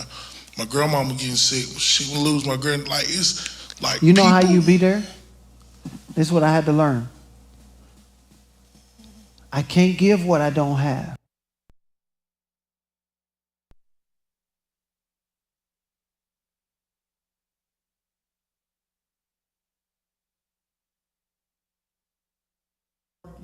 Well, this is where I think we all, well, not all of us, but some of us, because I know I'm a healer by nature, so I'm that person that everybody, including my own parents sometimes, I'm the one everybody come and talk to, right? And so it's setting boundaries, which I had to learn just recently, in recent years, how to set boundaries. And healthy boundaries do consist of being able to say no, right? Like just last week, somebody texted me and another friend, oh, I have my cousin, they need a therapist, but then they don't have, they're not gonna be able to pay for it, so can one of y'all counsel them? First of all, that day, I was already depleted. So I was like, can't do it. And usually, I would just do it out the empty cup and everything, like, okay, that's okay. But this year, I had the type of year, even with my business, where I had to learn, I can't keep giving myself away for free. Because it started affecting my livelihood. Exactly. And so I had to start setting boundaries and saying, no, I'll refer you. Because guess what? If they really want the help, they gon' do what they need to do to get it. But I was just like, you're counting on me because in the past you've been able to call me and I'm helping you, your friends, your family, and for nothing. And guess what? Y'all stripping everything out of me emotionally, mentally, and then even for the people who are paying for my service, I'm giving them a little bit. Then when it comes to my kids, I'm giving them just a little bit. Because now I'm pouring constantly out of an empty cup. I'm on drought, emotional drought. So I had to start saying, no, I have to protect myself. I have to guard my mental and emotional well-being. And sometimes you just have to say no. And you can say it no, just like I told them, no, but I'm going to get you some information for something else. That way it let them know I'm saying no to you, but I'm not going to disregard your request and need for assistance. I'm going to get you some additional information. So I'm taking into consideration your need. I'm helping you, but not in a manner that you're looking to get from me so that I can continue to keep myself in a guarded space. And I know it's easier said than done, but it has to become a practice of you learning how to slowly but surely, starting with the small stuff, learning how to kindly say no. I don't have it today. Even if it's money, like, you know, people, first of all, I think people think I'm a billionaire because I'm always strangers, whatever. Can you, no, I don't have it. Or I've even had a friend who I started realizing was just always, can I borrow? And I was like, it's not that I don't have it, but I think I need to address something here because this is a pattern. Like, do we need to talk about financial literacy? Do we need to talk about budgeting? Do you need me to help you with budgeting? Like, I had that conversation because I was like, this is getting out of hand. Yeah, I agree with you. You know, it's just learning how to say no, but then offering an Or alternative. redirect. Right, redirect, offering an alternative solution that still puts you in a space of, I can't do this directly for you, but I can redirect you to something else so that you can still get what you need, and then I'm still good. And the other thing is, we got to redefine what help looks like. Right? I'm here for you, right? But that don't mean I'm going to pay your bills. I'm here for you, but that don't mean that every hour I need to be on the phone with you. I'm here for you. I can give you some wisdom, lead you in the right direction. You know, let me text you some information, something like that. The minute you pull people in and they feel like they go depend upon you because now they was leaning on this person and that person died and now they got to lean on you, that's when you're hurting yourself, because you're going to allow yourself to be knocked over by their lean. Too many people leaning, it's going to knock you over. We'll talk about it some more. All right. Piggyback on what you said. I mean, I'm a generous person too. I'm gonna tell you. You know, I help anybody. I would give a person t-shirt on my back. But at the same time, like you just mentioned, it's also to the point where we help people so much to the point where, are you helping them so they can be independent and be able to stand on their own 2 feet? Or are you continuing to help them where you're basically enabling them to continue to have to depend on you? So it's a different way of helping people. And that's one of the things my wife been telling me about, because a lot of times you got a good heart, you don't want to see anybody go through anything, you don't want to see the lights get cut off, but at the same time, it's almost like playing God.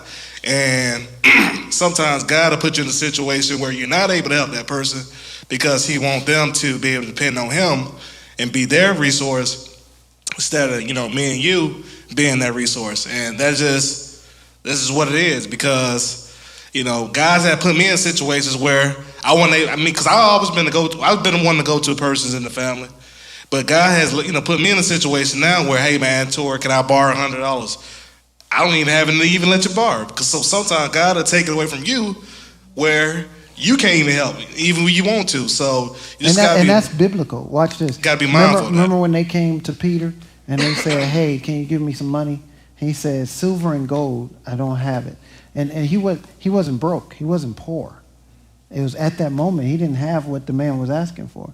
He says, "But what I do have is what I give to you." And now what the man was asking for was what he thought he needed, but what Peter gave him was what he needed. And sometimes we are trying to accommodate their request when what they need is bigger, or is you already carrying what they need, and it might not be no cash, or it might not be bill money or whatever. You get me? Yeah. Yeah. So look, y'all, it's 9:34, and we need to. Thank you for coming out. Yeah. Thank y'all. Thank y'all. I know, and I don't want to cut it off, but it's so good. I mean, because I appreciate y'all talking, and people won't believe that all this talking was done with men. So I really think it's good. We do believe some of us. You told me that they would talk. Elam brought up something earlier, and this is something I think we need to pay attention to. I got a teaching on it. I don't know where it is, but Shanta, you help me find it. And it's on iniquitous patterns. You brought that up. There's a difference between sin, transgression, and iniquity, right? And iniquity is passed down generational stuff, right? Now you can create iniquity and then pass it down, but it is something. So what we got to do is overcome iniquitous patterns, okay? And that's what we're cutting off right now. Iniquitous patterns, and so. Discover what that is. I'll try to preach on it again sometime soon so we can talk about it. David dealt with it. He says, in sin did my mother conceive me, which means that they weren't married. They were not married. Then he talks about his iniquity, the iniquitous patterns of his father, stuff that was passed down to him. And those are things that we got to get over. Even when you don't know your father, or even if you know your father and you don't like what your father did or something, and you're like, I'll never do that. You know what? 20 years later, if you don't deal with iniquitous patterns, you will be doing the same thing that he did. I'm going to give you one more book, and then we'll go call it a night. It is called A Tale of Three Kings. A Tale of Three Kings. A Tale of Three Kings. And I gave y'all 3 books tonight. The first one I'm not going to say on the air again, but y'all got that first one. Second one is Single, Separated, Married, and Life After Divorce. Married right? and Life After Divorce. Yeah. Just put Miles Monroe, M-Y-L-E-S. Gene Peterson. Gene Peterson. Huh? It's a good book, isn't it? Gene Edwards. I'm sorry, Gene Edwards. It's on the screen. In fact, I got a few if y'all want to buy them. I got one in the back in the office here. I got some in the office. Shanta, you would probably have to go to that office in the drawer and get them. We got about 5 of them if you want one. Tell the Three Kings. We'll do $10, okay? Okay? And we'll get that to you. All right? It's a great book. It's a great book. All right? Man, I thank God for y'all. Y'all are a blessing. And again, Kiana, what is your Cash App? What's your Cash App? Say it in the mic. Oh, Kiana, Q-I-A-N-A, and the letter N as in Nancy.